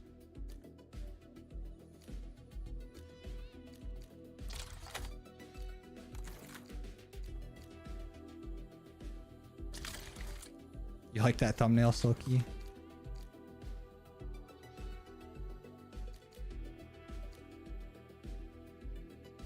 I mean, you don't have to pay for the battle pass. Like, if you didn't buy the battle pass each season, you can just buy the next game. You know? And then if this is DLC, you can just think of it as paid DLC for new stuff.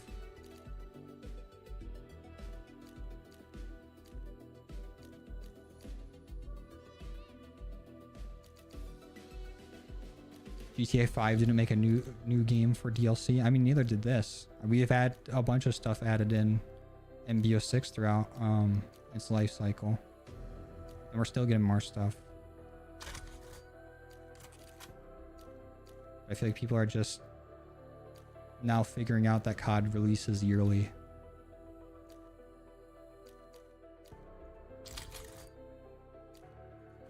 Well, besides these attachments...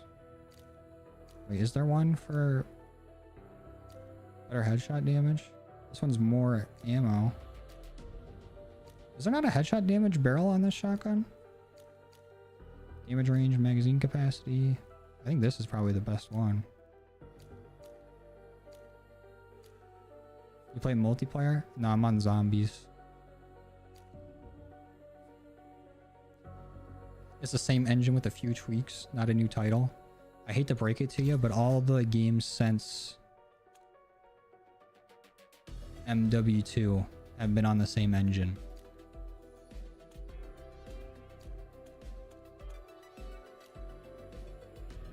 I thought MW2 multiplayer was actually decent. The campaign was bad.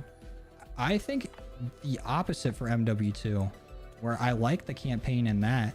Like, I mean, story-wise, I don't know how far it went, but it actually felt like an action movie, kinda. In MW2, but MW3's campaign was horrible, but that multiplayer was really good. But MW2's multiplayer, it just felt like they're taking stuff away for the sake of taking it away, like adding like a timer to your perks where you won't get them till halfway through the match. And then it felt like any sort of movement option you tried to do would just end up in you getting killed. Like they really wanted people to stay still.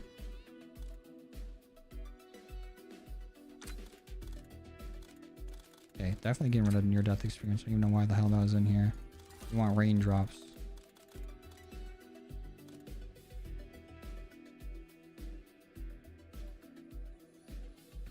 Yeah, buy the battle pass, you don't have anything but camo to grind.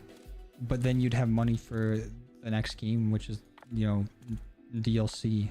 in your eyes, is what I'm saying.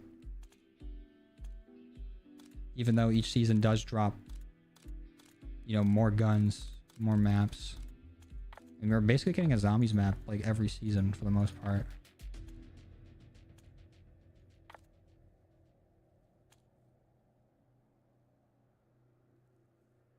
Yeah, that's what I'm saying, Sebastian. I've never put too much stock into the COD campaigns. Like, I always thought most of the time they didn't miss with them until recently. Like, even if the story wasn't great, it was always like some fun, like, action stuff that you could do. But then MW3 kind of just killed it. I never played BO6 campaign, but I heard that was good. And it is usually just something you do once, and then, you know, you're on to multiplayer of the zombies or whatever for the rest of the game.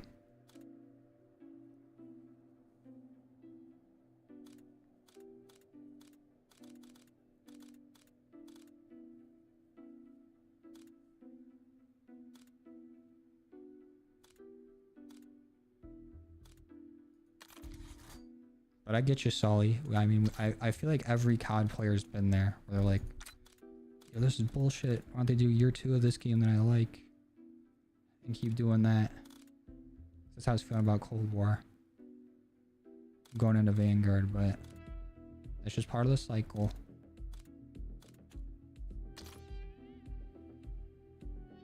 You going again? Yeah, but I don't think I guess we'll see. But is there anything I'm missing for the shotgun? Like, I throw on Dragon's Breath.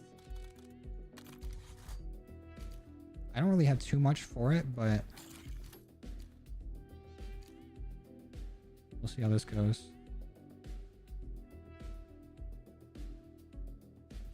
Yeah, I agree, Silky. But some of the fun of the grind, or fun of the game, is the grind for people. Like, there's parts of the game where I just fuck with the grind, and I wouldn't play it without it.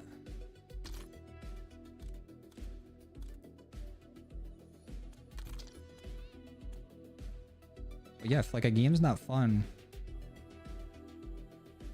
there's other things out there too. Like, you can, like, if you're getting your enjoyment of each season of COD is getting the new weapons like leveled up and get the camos for them and all that, you can do that and then go like hop on a different game till the next season's out, you know? Like, a lot of games try to be the one main game that you play and try to fill it in with enough stuff so you constantly got stuff to do. But it's alright to play other stuff too.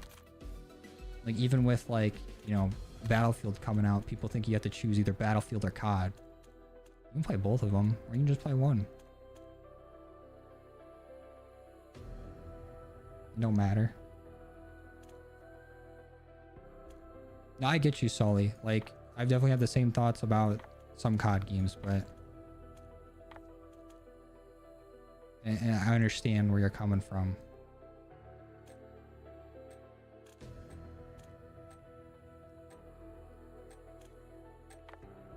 I do think it's unfortunate that for MW3 being the better game between that and MW2, that got like the DLC title around it, even though it was the better game, and there was constantly stuff to do in that with like aftermarket parts dropping each week. Like, every 7 weeks you get an event camo or like the weekly challenge camo. There's constantly like events to do and things like that. Like, it was packed with stuff, but a lot of people wrote it off because it was a Modern Warfare game right after a Modern Warfare game with carry forward. So people are like, oh, it's all the same guns and the same maps again. I don't want to do this. Even though it's just like, that's what you get to start the game, and then on top of all the new stuff.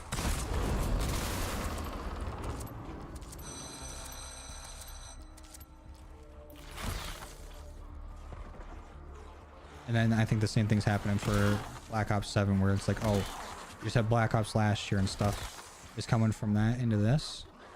But then that's just a cheap cash grab. I'm not perfect. That shot was.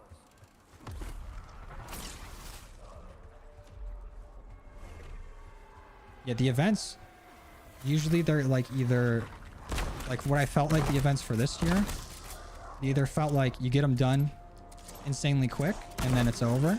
And then that was the only thing spacing out between, like, that would come out at like Season Reloaded, and then we don't really get anything till the next season.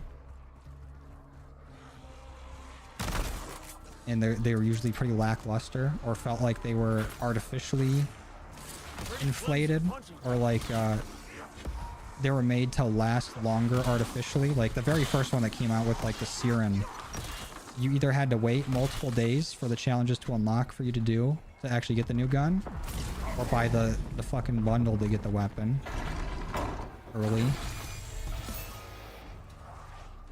Or it was just like a stupid challenge where you need to get like an insane amount of XP, and then you would be able to get the new weapon.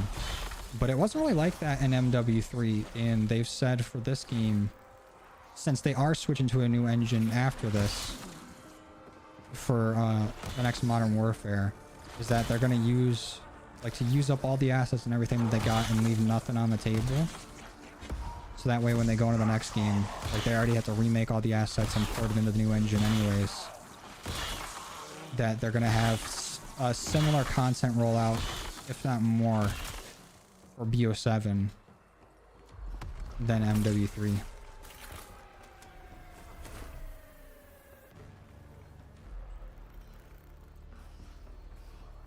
Yeah, I agree, Silky. Like, every COD game, I think it's because, like, every studio basically works on every single COD game. And, like, you know, they all do their different parts or whatever, and certain studios will lead each, like, the development. Like, you know, Treyarch will lead the Black Ops games, and Infinity Ward will lead the Modern Warfare games. And then we had Sledgehammer leading on MW3, but they basically just took a game and like made it better. But with all of them working on it constantly, and like the pushback some games get in the, like, I think what really messed it up was Modern Warfare 2019 going into Cold War, where I loved Cold War, and Cold War is a great game, but it took a year off of Treyarch developing. At least, you know, this is how my interpretation of how it went down. Obviously, I don't know shit about what, unless, you know, from what I hear through, like, COD Twitter and shit like that. But the next game after Modern Warfare 2019 was supposed to be Sledgehammer's title, I'm pretty sure. But they couldn't get it, like, either they changed gears too late, they couldn't get it done in time, something like that. And that ended up becoming Cold War instead, where they had to take what Sledgehammer started with and then turn it into their own game. And I think Cold War turned out amazing. But then, you know, you go into Vanguard and people are like, that's too different from this. Or we're sick of World War II. Even though, like, the multiplayer and the gameplay and everything for it was fine. You know, besides zombies, the zombies was terrible. But they also had, you know, Treyarch throw together a zombies mode for that. And then they also had to work on ranked for that. And then the next year, you know, there's no zombies for there, but Treyarch's working on ranked on MW2. And that just all feels the same. Like, it feels like no other fan base knows how to hate the game they play more than COD, because they will find a way to dislike the game regardless. But with the backlash that Vanguard got, and I think that might have been like one of the, I'm probably getting this wrong, but maybe one of the worst selling CODs of all time, or at least like had the hardest like player number fall off out of any COD. It kind of made them scared to go and do things that are too different, where they want to keep it around the same time period, you know, which I guess between the 80s and the 2030s, where things aren't going to get too drastically different, where they can still, you know, in the more futuristic games, do a little bit more crazy shit. But it feels like they're too scared to go and try and do something way out of the box and push the envelope for it to make the games feel more unique. And then maybe I don't know what kind of numbers they're seeing on campaigns or whatever, but maybe they're seeing that those numbers are down on people that even play the campaigns anymore, so they haven't been putting as much time into it. And I think Raven might work on campaigns like just on their own. I think they come up with like the story and everything for them.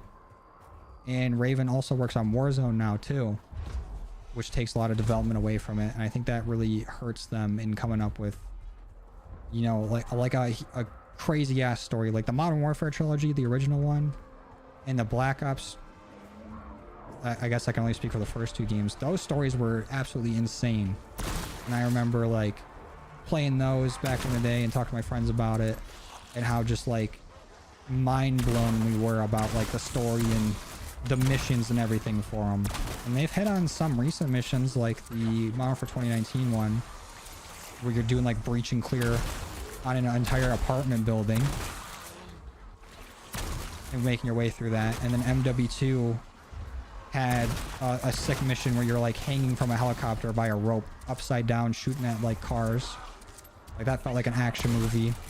Cold War had a lot of like cool set pieces, but I'm not gonna lie, I don't remember a set mission besides like, you know, going back to the whole brainwashing part, going in like Vietnam and doing it over and over again with however they changed the story. But I don't know, I feel like they make it the same because it's easy and safest, and it's best for their business model to release a game yearly, but also stops them from trying to push that envelope. I don't even know if any of that was fucking coherent. I was rambling for a long time. I think Vanguard was that bad, at least multiplayer, but people don't like it because of the setting and sick of Modern Warfare 2019 engine. Playing Wars in the past 3 years. Yeah. Also, I feel like there was a fat fatigue for the game after like lockdown and everything ended, because people were playing the fuck out of Modern Warfare 2019 in Warzone, and then it started to slow down with Cold War, and then with Vanguard, the drastic change in the setting and everything, on top of people just like, you know, maybe I'm done playing games for now, really playing whatever this is. But I agree, the gameplay of like the multiplayer and everything for Vanguard was fun. But the setting just sucked. And same with like the leveling system. Like that took away the grind for me for the camos. Like it just felt like a chore. But good night, Kella. Appreciate you coming and chilling. But at the same time, there's so much Vanguard did right that people overlook because of it's like, oh, this is World War II. And I don't like this. Like the Champions Hill mode was nuts. I love that. That was like Wingman CSGO. That was a really, really fun mode. The art direction of Vanguard Zombies is probably the best art direction we've had for zombies in the longest time. Maybe since BO4. Because like, just off the trailers and everything, everybody was so hyped for Vanguard. Because it just looked visually insane. Everything was so unique. It had the instead of just like perk machines, it was like perk fountains that you dip a chalice into, and those looked all nuts. It had like all the same field upgrades from Cold War, but they all had like, instead of just like, you know, the wand that we have here, that's all the same, just changes colors for each field upgrade. It was like different relics almost. All the perk icons were different. They had a whole new perk system. Like they did a lot different in that. It was just the core game of it was not good.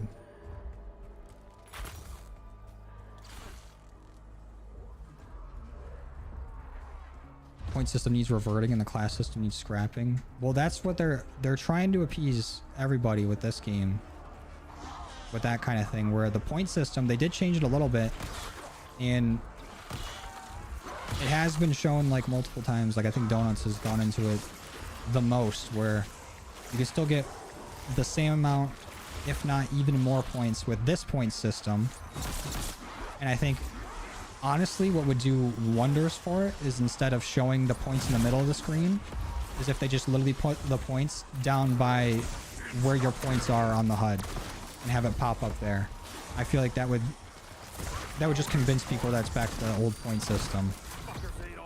But also in this in BO7 they're adding like cursed mode, which will have an old style like point system, and then you got to go through and find all the different relics and things like that to get all the different modifiers, and you can basically choose, you know, what kind of difficulty you want the game to be. You can choose for it to be classic point system, this perk limit, you know, no field upgrades, and in that mode you have to start with just a pistol too. Like it'll force you to spawn in with just your pistol, so you don't gotta worry about a loadout.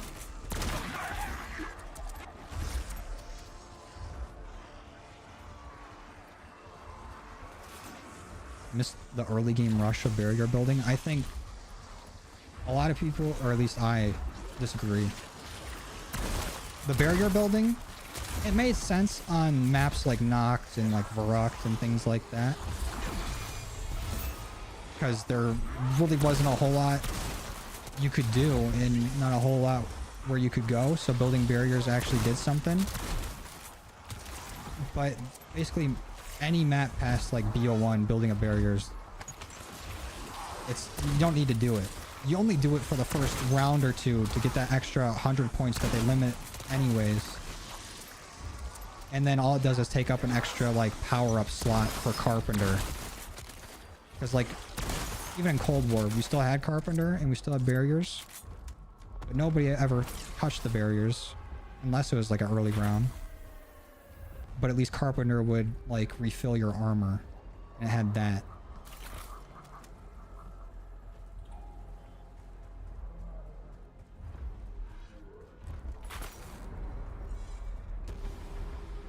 I don't think they're force feeding you the mode just so you get the one you asked for, because it gives you like, okay, here's the experience that we built this game around.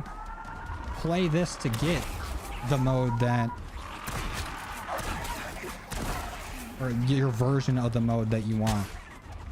I feel like that's not that big of a deal. And like the second somebody, because it's going to be an Easter egg to figure out how to do it. The second somebody figures it out, there's going to be a tutorial on how to do it, and it won't take very long to go and unlock the mode. And then you can play exactly how you want to. I still feel like there's no like winning with like COD fans, and then like especially Zombies fans, where they could give them everything they want and they'd still be like, okay, well this is fucked up.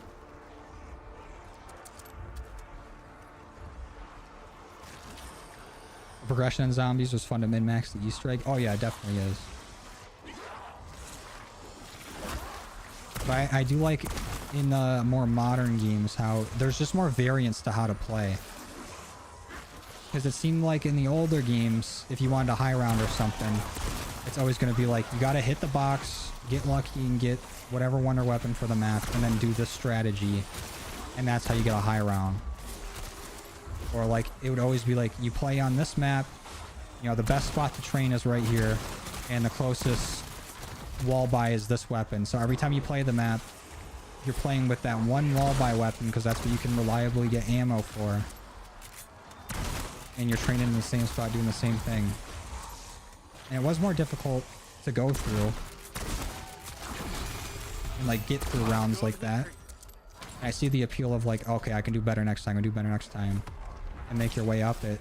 But it feels like you almost you don't benefit from your success of doing like better, at least in terms of like the value you get for your time. Because if you wanted to get to round 100 or whatever in like Black Ops 1 or something like that, I don't know if that's a good example, but it would take fucking like 8 hours of leaving, and then if you want to go take a break, you had to leave your fucking Xbox on and hope the power didn't go out to not lose your spot.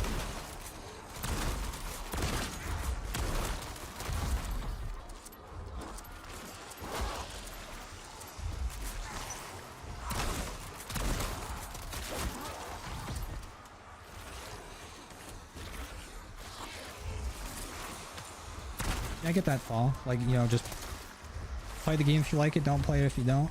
I see that, but you know, there's space for criticism and things that could be changed, but they're never going to please anybody. And even if they do get like things right and do like make a nice change, of something like that would be like a good quality of life change, or like, you know, what a majority of the player base would enjoy, they're gonna find something else to bitch about, in my opinion. Keep it up. Momentum's good.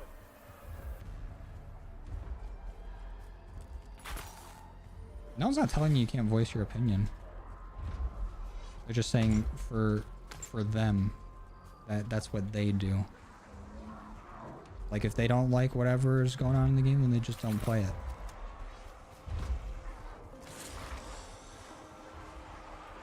Not saying that's what you need to do.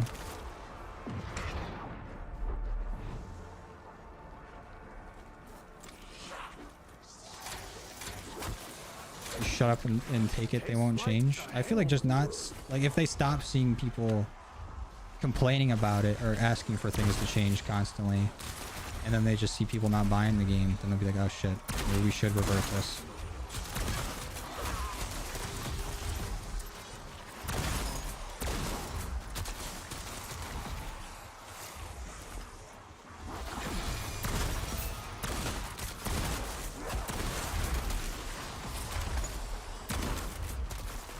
I just feel like the conversation gets taken to like the extremes all the time. Like, they gotta change this now. They're shitting on the players that have been most loyal to them forever, and they've completely changed the mode to something I don't even recognize.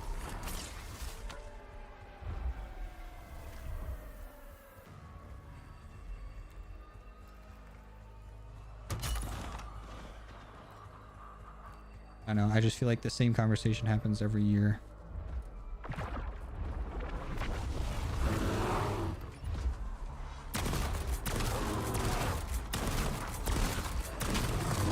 Am I missing something with the shotgun? Am I supposed to be fully charging it every single time? Because I really don't feel like it does more damage than some of the other weapons I've used. Like, the Dragon's Breath is nice. I don't feel like, you know, the strongest weapon out there. Especially with the time in between shots with this charge up on the M10 breaker. Feisty fuckers almost had me. Does the other shotgun have Dragon's Breath? Does the Echo 12 have it? 'Cause honestly, it might be a bit better.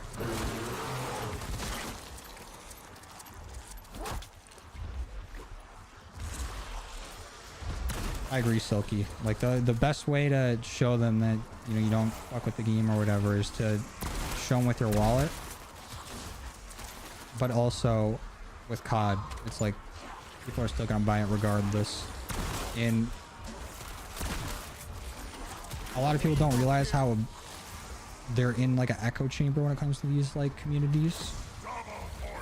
Where like we'll constantly see a lot of, you know, zombies players saying like, oh, I liked this better, I think this should change, you know, whatever. And then they see a lot of people saying it, they're like, oh, you know, a majority of the fan base says this. But the people that are like into a game enough to be able to like talk about it online, you know, watch content on it and all that,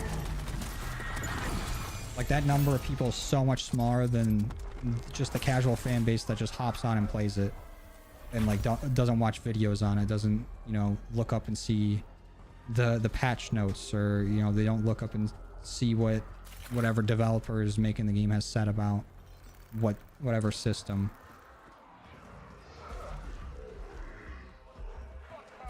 Like it makes it seem like there's a lot of people out there that all have like the same opinion about it, or like are all like, oh yeah, you know, this is great, this is bad. But there's so many more people that literally will just play it year in and year out because that's just what they do.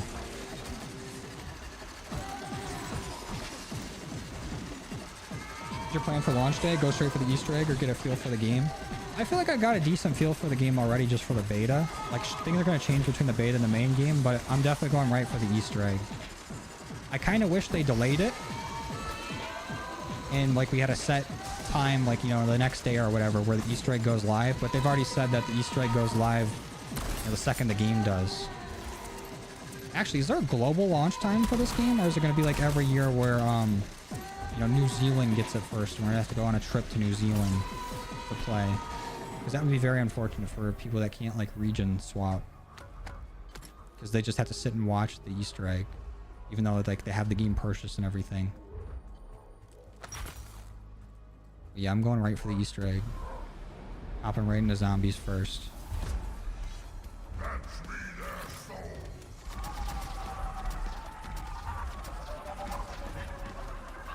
Still playing zombies? Guessing you died before round 100?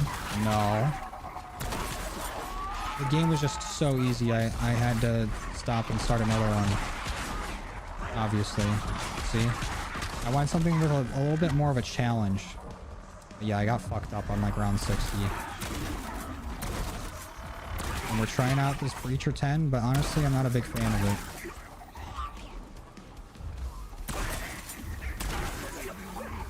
Like, I see where, like, there could be some fat damage with it, but I think the warm-up time on the charge-up is not worth it. I was wondering what the general consensus is. Consensus. Holy shit. I'm bringing Outbreak back. Really enjoyed it on Cold War. Heard teasers of it coming back and then not coming back. I think back in Cold War when it came out, they were like touting it as like as popular, if not more popular than round-based. But then I feel like it would have definitely came back at a certain point. At least as like a companion mode. Like something to go along with it, like kind of like Dead Ops. But honestly, I don't think like Outbreak is that popular for the main core of like zombies round-based fans. I think more casual people would like it, but also they got directed mode and everything now for that. What is this? Oh, Cheesy with the Prime. Thank you, Cheesy. Appreciate you, dude. 19 months of being a sub on Twitch. God damn. Dude, been chilling. That's what I'm saying. Shout out John Cena. Peacekeeper's been fire. What the fuck was I talking about? Oh, Outbreak. I personally was not a big fan of Outbreak, and I think Modern Warfare Zombies did the more open map zombies better, and I think they're leaning more in that direction than bringing Outbreak back. And what it sounds like is the campaign endgame mode for BO7 is going to be like MW3 Zombies, where it's, you know, the exfil type or the extraction shooter instead of Outbreak.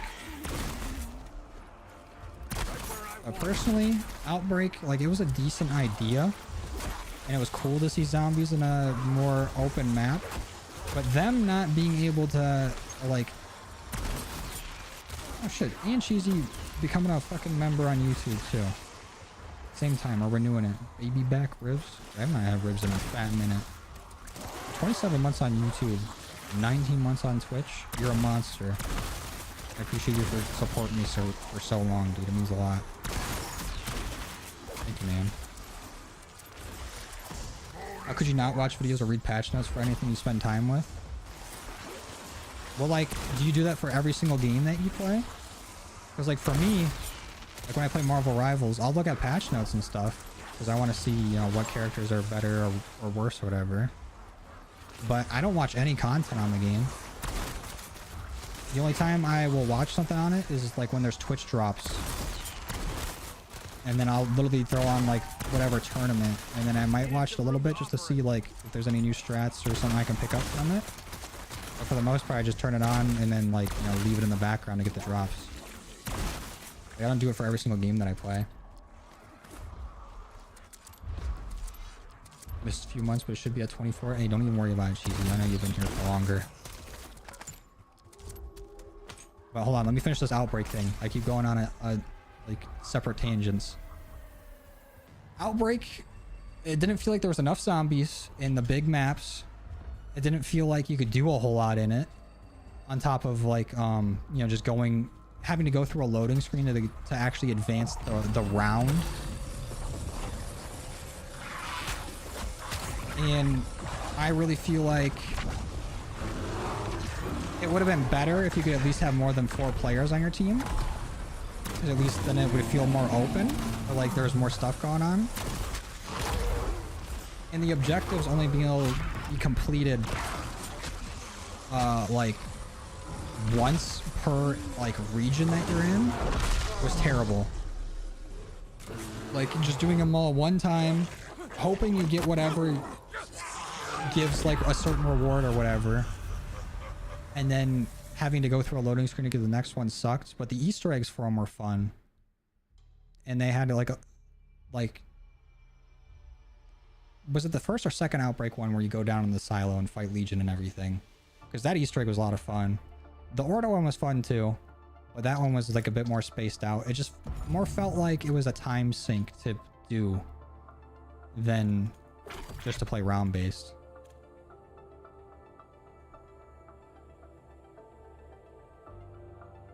So not like Modern Warfare Zombies, but you watched me play it instead.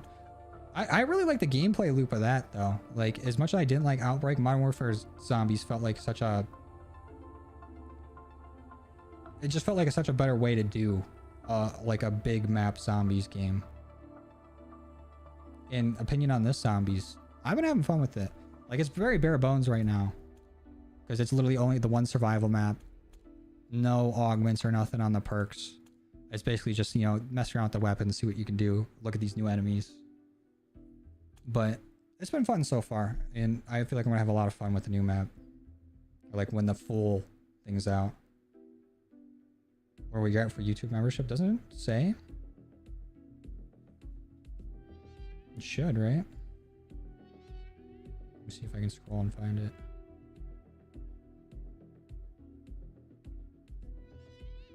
I wish there was like how like Twitch has like the followage command or whatever. You can see when you first followed.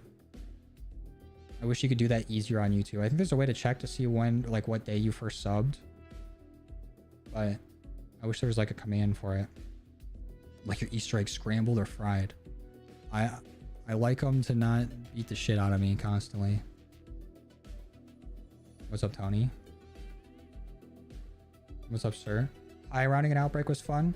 So that's what I'm saying when like there's so much like variance when it comes to not only just like COD players, but like zombies players, where I feel like I would have a terrible time high rounding an Outbreak, but some people were having the time of their lives doing it. No way you took your own comment and pinned it, Golden. Lions are low tier team merchants. Fuck you. No, we're not. You're gonna tell me that the Ravens, when we went against them, were low tier team merchants? Are you gonna say the Bills are? Even after they went in a shootout with the Bills like the week before? But now they're injured and their defense sucks. So now it was just a bad team that we played. Fuck you. Lions are Amon-Ra merchants?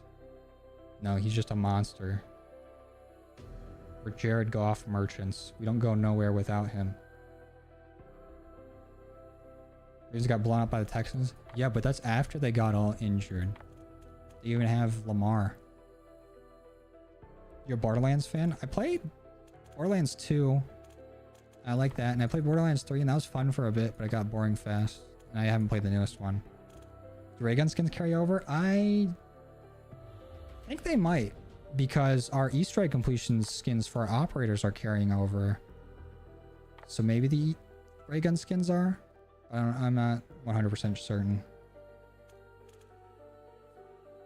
Josh Allen's gonna put belt to ass. But Josh Allen got a charity MVP last year. That shouldn't have even been his. Tesla and Amon-Ra. Tesla's got 3 catches total. I think, no, actually he's probably got a few more than that, but not a whole lot. Oh, there's Dragon's Breath for this.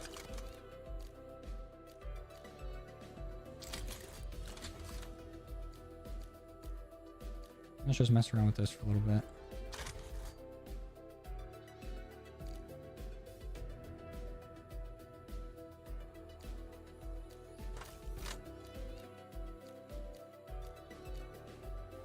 He's had it for a bit, Cheesy. Bills are frauds this year. It's just Josh and Cook.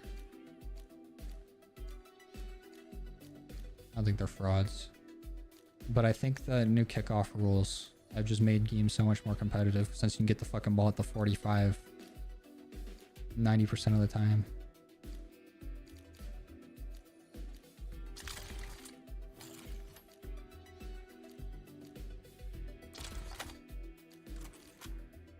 Oh, there's a headshot multiplier barrel for this.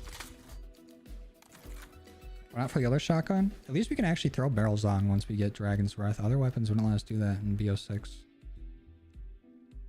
Nothing carries over. No, we do have the Easter egg completion skins carrying over. And I think recently they did delete the tweet about, or at least one of the tweets about carryover. So there might be some carryover, but we just don't know exactly what it's going to be. I don't know, it's weird. Because people complain, they're like, it's going to ruin the feel of the game if we have carryover. It's not going to have its own set theme. And then they're also like, why would I even buy things if they don't carry over? Like I said, there's no winning. That is true, Golden. Seeing Butker fuck around and throw games with the kickoff. I like that it actually makes kickoff matter, even though it's inevitably gonna bite me in the ass. Good one, Silky. Silky, fluent in Mandarin.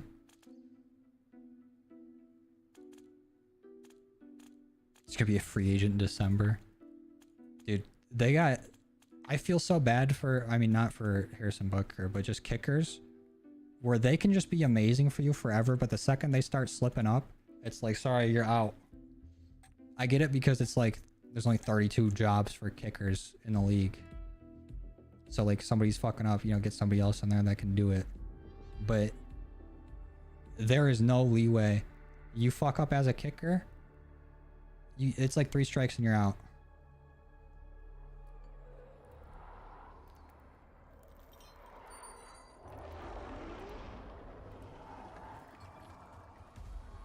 We're still the only competitive team in the AFC.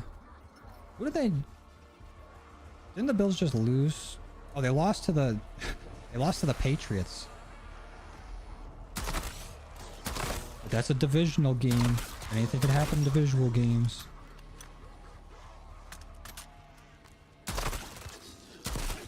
That's what I'm saying, though. NFL is just fucking... I feel like every year we say this year is weird for the NFL. But crazy shit just happens each year. Because everyone thinks it's going to go how it looks on paper, and it never do. Titans are the best team in the AFC. Trust. The team I feel bad for, though, is like the Jets. Because they've had competitive games, and they lost off of, like... There's a few where they lost to, like, last second, or, like, it was one-score game. But now they're the only, like, defeated team that I feel like is actually... They have, like, talent on their roster. And could be better. But they are just getting, like, the worst roll of dice every time.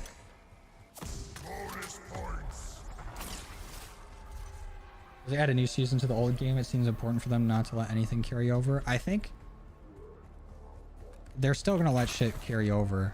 And literally... Like, from what, like, leakers and stuff are showing, everything from basically every COD is, like, accessible in BO7, at least through the beta. They could literally see, like, every menu, like, every weapon from all previous CODs. So it's not like it's not already there, it's just, like, your access to it is restricted. Like, you can't get to it or see it. But from the sounds of it is, like, a lot of stuff because of, you know, the... I feel like if they never added in the Beavis and Butthead skin and the fucking American Dad skins, like none of the cell shaded shit, people wouldn't care too much about like operator and bundle carryover or whatever. But from the sounds of it, the stuff that they canceled, they're gonna be like loading up a bunch of cosmetics into season 6 of BO6, because a lot of it's not going to be carrying over, you know, stuff that they had planned to maybe release during like BO7. But just because people don't want like Beavis and Butthead and things like that, we're not going to have weapons carry over either, which sucks. And we're just about to get the MP40 and everything, but we're not going to have that in this game unless they pick like select weapons to carry forward. I don't know.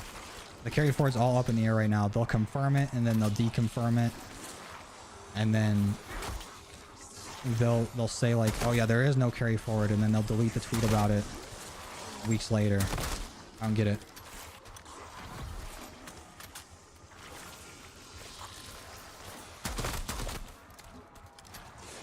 Gino and Lawrence are trying to imitate the Jameis 30 touchdown, 30 interception season. Dude, there's never going to be another player like Jameis. That dude's a fucking anomaly.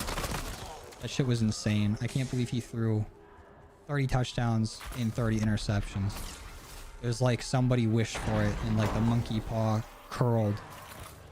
Like, please, I just want a quarterback that can throw 30 touchdowns. I'm like, all right, 30 interceptions to go along with it. That shit was sick. Trade Sam for Burrow. Yeah, there ain't no way they're gonna trade him. Because they're seeing how bad they do without him every year. Like, he carries the fuck out of that team. What a fucking mess. But also, I think it'd be really fucking funny since the Bengals just traded for Joe Flacco to be like, you know, their stopgap while they wait for Burrow to heal. And Joe Flacco already beat the Packers with the Browns this year. I think it'd be so fucking funny if he could beat the Packers again this week. It'd be awesome.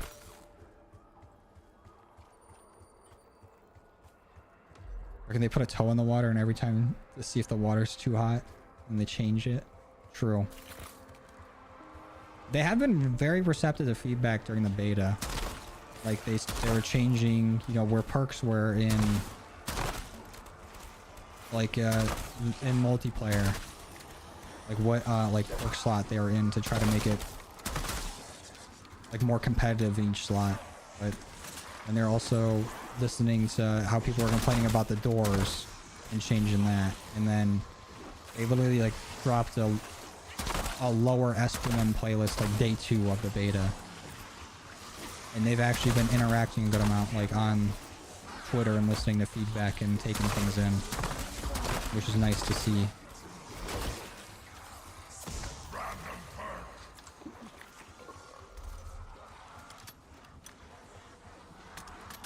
Grossi couldn't even rate the 30. Dude, no.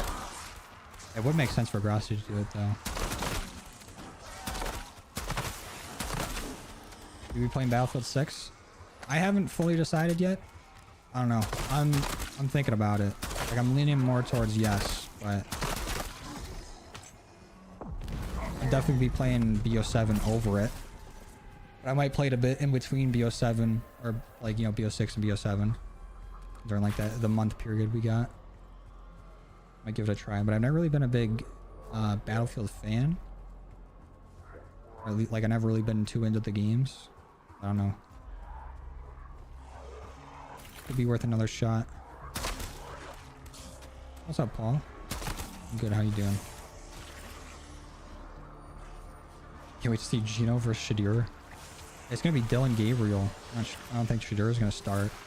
And by time, you know, they already freed up that spot in the depth chart, then Deshaun Watson is gonna be back, and they got that to deal with. And then Shadir is going right back down to 3rd on the depth chart. And Titans versus Raiders this weekend. The Tank Bowl. Who do the Jets play? They have a divisional game? Is it gonna be like Jets, Dolphins? Or did that just happen? Or who do the Dolphins just play?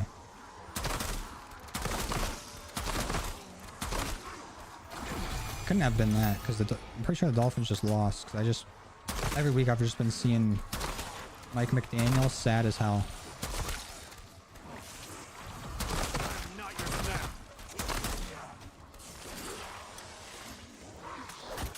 I get that cut schemes. Honestly, if anything, since they did confirm the Easter egg skins are carrying forward, the ray gun skins might, but I think maybe just bundle stuff won't carry forward, and maybe stuff that you unlocked will, because we will have like the tier 1000 operator skin or whatever, or like the level 1000 operator skin, like prestige master will be carrying forward. So maybe it's just stuff that you unlock and not stuff that you can get from bundles, but I feel like it's either all or nothing. Maybe just don't do insane operator skins.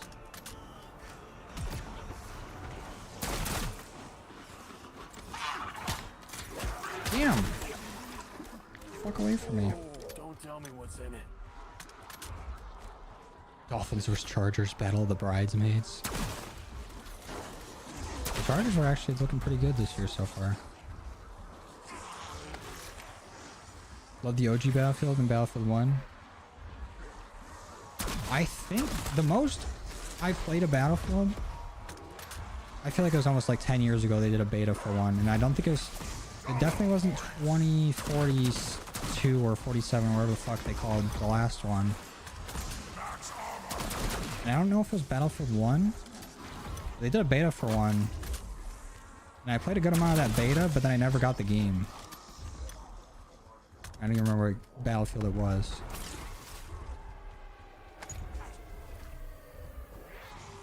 Or if they even did the beta on PC. I don't even remember what I played it on. I just remember playing a good amount of the beta and then just never playing it again. But I will say, if they bring back more shit like I've seen them have, like that tiny little baby pistol in one of the Battlefield games, if they have like goofy shit like that, I'd be more inclined to play. It might have been Battlefield 5. That sounds more around that time period.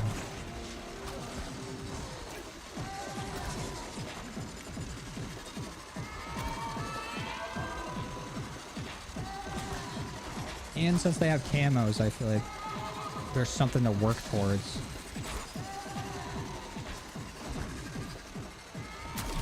So I don't know. Might give it a shot.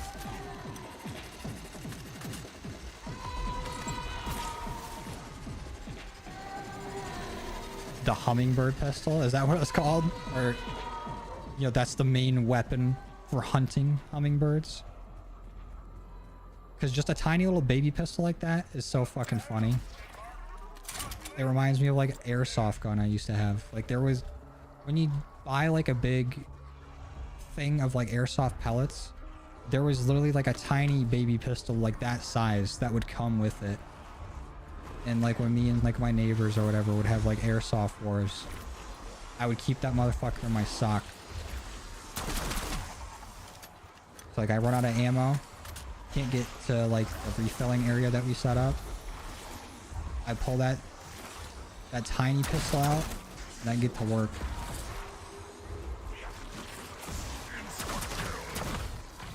Five had the tiny pistol.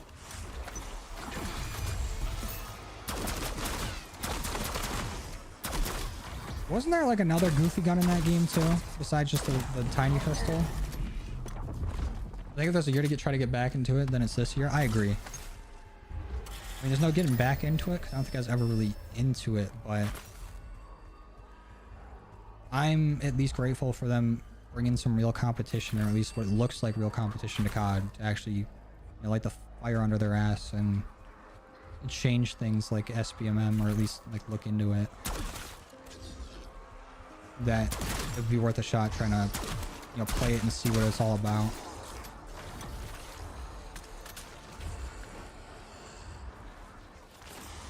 Guy who made the trap was definitely on drugs in the club and heard a baby crying. Now it's Techno Baby Trap. There's literally, honestly, I think this might be inspired by It's Always Sunny. Because there's an episode of It's Always Sunny where they're like watching network TV or whatever, and they're like, man, everyone can just fucking have a show on local access. And it's like, what time was it? Baby time. It would be like a guy in a diaper dancing to techno music like this. And they end up like getting fucked up or whatever and end up being on the Baby Time show or whatever. It's very weird to explain plots to It's Always Sunny. It's like explaining a South Park episode. It never makes any fucking sense. But I really feel like that was the inspiration behind this trap. That and just the design of it would be like Sid from Toy Story. The two inspirations for it. Oh, Battlefield 1 had the tiny pistol? I don't know. Whatever. Either way, I want some stupid guns like that.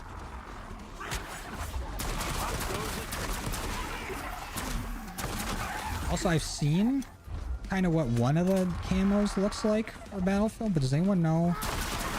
Has it leaked what the camo challenges are going to be? Are they insane to do? Because maybe I'll try and grind out like a gun or two and see how I feel about it. So if I have something to work towards or whatever, it could be fun. I feel like after I dick around for a bit, and there wouldn't be like a whole lot to keep me into the game. I feel like it would feel like Battlefront almost. But with Battlefront, like Star Wars Battlefront, I just feel like the theme alone can kind of reel me into it every once in a while. Every time you use the trap, you dance around it. I would, but it seems like the spot just by the truck is the only spot where you don't get slapped. And honestly, it's kind of a banger for it being like a fucking baby crying to a drum loop. Can't wait to discover what the creepy box is in the basement. It's definitely part of the Easter egg. It's cool that they left it in there just to tease us. Everyone's been like relating it to Chord Effects because it looks like similar in theme.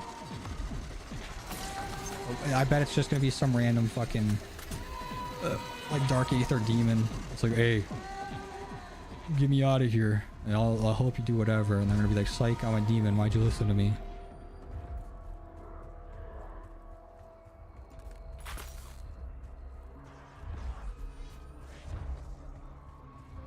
But also, what kind of concerns me, not like EA before was any good, or at least recently.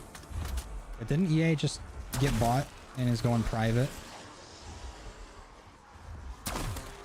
So like with them, I mean, there's a positive to it to look at it and a negative where, you know, they don't have shareholders to constantly be like, oh, we need to make profit on this, we need to make profit on this. To constantly, like, you know, be driving up like microtransactions or whatever. But also, then they also don't have like,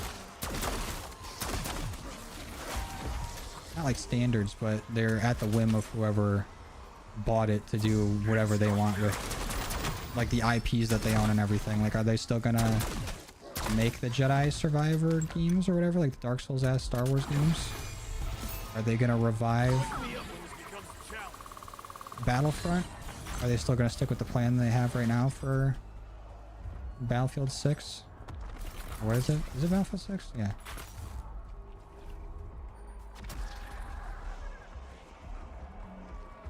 BRB, I have to feed my pigeon. You have a fucking pigeon?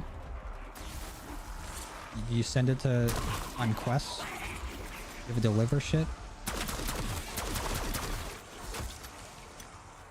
It was bought by a Saudi Arabian mega corporation.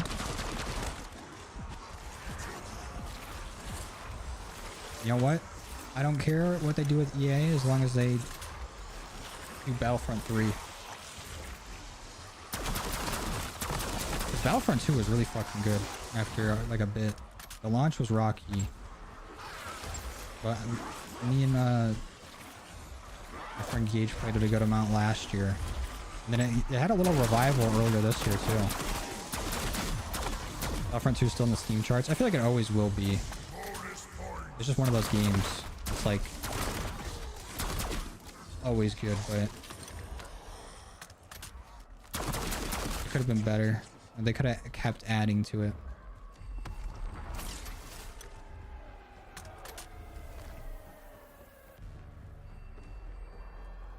Made it play the War Pigeons game. There's a War Pigeons game mode? What? Prove my aim? Let's see. I'm so lost on Battlefield. They got War Pigeons. Here comes the primate.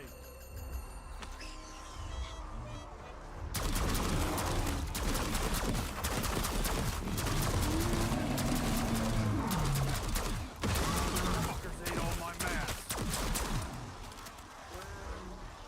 Yeah, maybe this is weaker than the Breacher 10.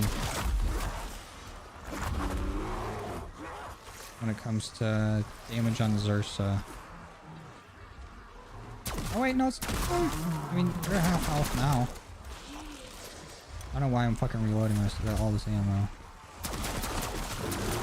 And I also don't have Napalm Burst on, but the Dragon's Breath still works like it. The PvE mode, so much... Dude, I wish... Actually, I don't know if they had it. I didn't look too deep into it, but...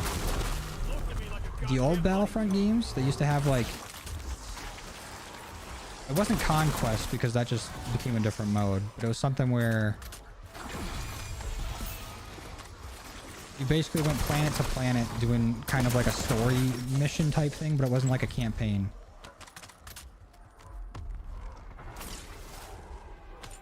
Back in like the OG Battlefront 2 game. That was a lot of fun.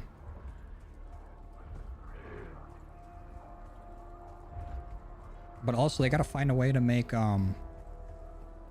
any era outside of the prequels in Battlefront actually like good for the multiplayer, because either people don't really fuck with the theme of it, because obviously, you know, clones versus droids is always going to be the coolest, most fun theme to do, but they also got to make the other, like the sequels or whatever, more balanced, because those ones always felt very one-sided with like their heroes.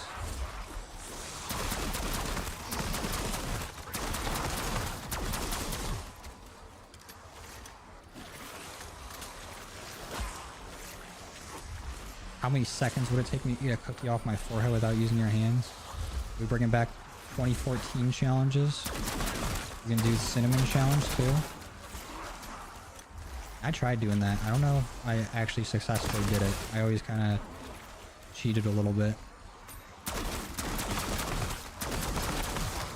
Someone had to do it. It would take a minute.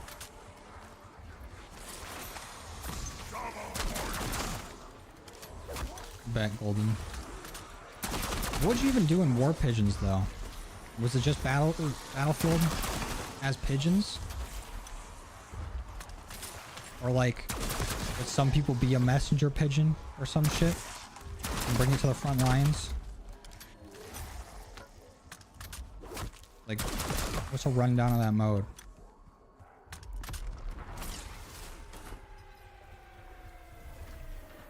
Golden, you should teach your pigeon to do crime.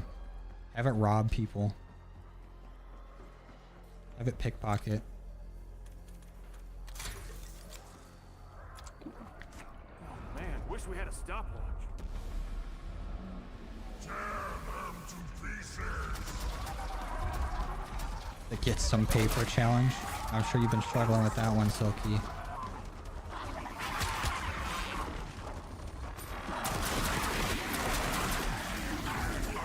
That's what I'm saying, though. Like, Star Wars is one of them, like, IPs where it don't matter what they do with it. Like, I wasn't a big fan of the sequels, but they can literally just do whatever, and I'm like, fuck yeah, that's Star Wars. Like, they got me so early as a child. I was indoctrinated into Star Wars so early that it's just gonna be fucking sweet. Like, a year or two ago, I bought a fucking expensive lightsaber, so I'm like, hell yeah.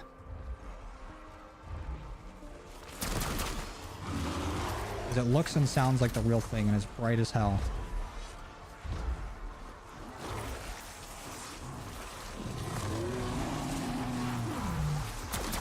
I feel like that's one of those IPs that can do no wrong.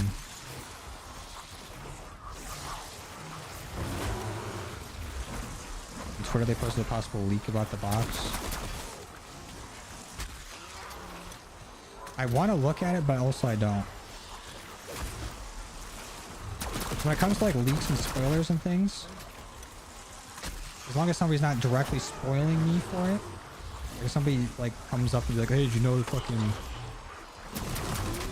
Dr. Gray's gonna get blown up by Quart effects in this map or whatever, like that would piss me off. But if I know that there's a leak or a spoiler or something out there, I'm almost, it's like almost my curiosity almost gets the best of me, and I want to go and look at it. I want to see what it is. I don't want to spoil the whole thing for myself.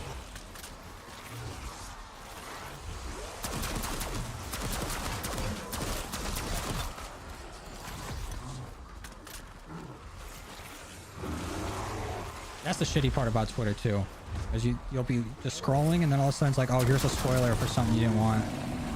Like, it's different if I go out of my way to go, you know, take a little peek at it, look at the tweet with one eye open, but then just for it to show up, it's kind of shitty.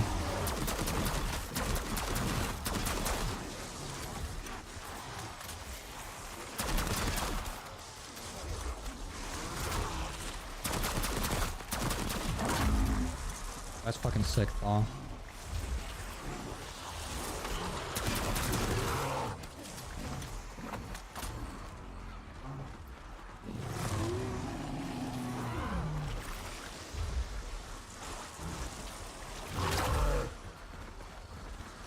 I hope I don't see any way I'm not, but I hope when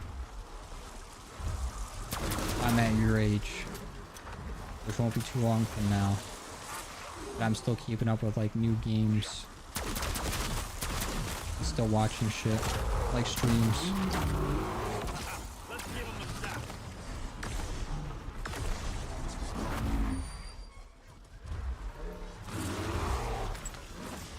But I'm 56. It's gonna be like Wall-E. I'm gonna be in a moving chair with a VR headset on my face. Drinking out a big gulp of whatever nutrients. But I'll be gaming. Avoid all Easter egg leaks no matter what. I will, for the most part. Like, whatever I can avoid. But I know the second, like if I even take time to, you know, not even go on Twitter or whatever until the game comes out, the second I start stream and start hunting for the Easter egg, someone's gonna be like, oh yeah, this is the first step. And pop that into chat.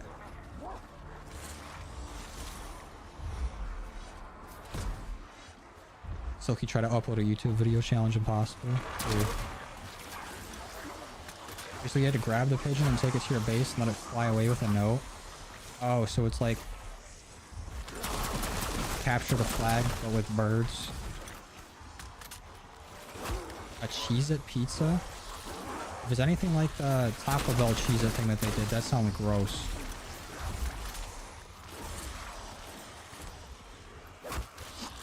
Twitter's so annoying. Just scrolling through your feed and boom, some dude's ass. Like the post to move on. True. You gonna stream Battlefield 6? I might. Because later today is BO6 update. I'm be trying out the new guns, doing whatever new stuff is with that. And then Battlefield comes out Friday. Is it a midnight release? I probably won't be playing it at midnight, but maybe sometime during the day I might try it. Cheese pizza? No. Golden said he's having a Cheez-It pizza. A frozen Cheez-It pizza. And to me that sounds gross. Not to yuck your yum or whatever, but your yum is sound grody. Called the Predator operator the Doctor Disrespect skin. That's such an easy layup, dude. The second they tweeted out the picture of it, I saw like at least 4 to 5 tweets of them quote retweeting it saying that. Easiest layup. Grim. Alright, where you calling me Garner Minshew from? I don't look like Gardner Minshew. Uncle Rico. I've got something they can play with. You know what? Fuck it. I'm literally gonna use this hidden power on the exfil. Fun. Fuck you. You big fat bastard.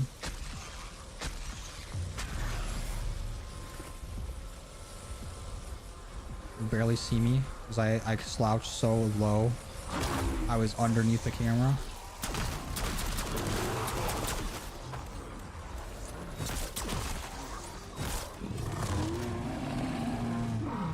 Oh yeah, take your time reloading. Don't worry about it.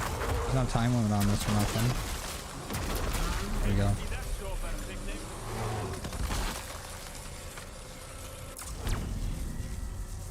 We're gonna play the BO7 Zombies beta, but a lot of players are quitting the game for some reason. I don't know. I saw a lot of people that had very like negative opinions about BO7 the first day of the beta come back and play the fuck out of it after the SBMM thing, at least for multiplayer. But the zombies have been a lot of fun too. There ain't a whole lot to do, but it's still been a decent time. He likes having cameras looking down at him. He's so short. Yeah, this camera is literally at 4 feet high. I'm down here in my my Fisher Price chair. You'll be forgetting to buy armor. I ain't forget. If you don't get hit, you don't gotta worry about replating or taking armor. I always prioritize everything else before it. Here's the experience of haunting in Verdansk and Rebirth for the first time. Is your first game you tried Warzone? Dude, the haunting in Verdansk is always a fun time. Or like every time the haunting events come out. I wish it wasn't so close to the like the COD releases. Like if COD didn't release so close to Halloween each year. Because those are always the most fun events. And they always throw in some really cool like collab stuff. MW3 had the best one for sure. Where it was like they added in bosses from Diablo to fight. It was fucking sweet. Last year we had it so there was a giant like alien almost like turtle type thing flying over Rebirth Island that had shipment on it and you could fly it.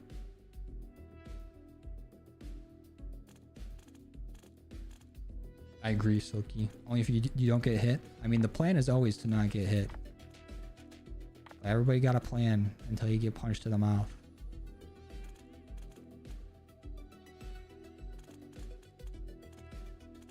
Zombies menu music is just knockoff Balatro music. It is definitely the most different version of Damned. It's a lot out there. Purgatory. Is that what it was called? That was fun. And then the zombies mode in Warzone was always fun too. Where like you die and you become a zombie. And then it's basically like it's a giant game of infection, but there's like an exfil point to get to after a certain amount. So much fun. Submissive and breedable. I'm not breedable. I can't. Well, I guess I'm one half of breedable. Okay, let's not. What are we doing here? What time is it? 6 a.m. Almost 6:30. All right, I gotta go. We're talking about fucking being breedable. I gotta get at least a little bit of sleep before the update today, and we're getting way off track. But beta's been fun. It was a good time. I really like the multiplayer side of things.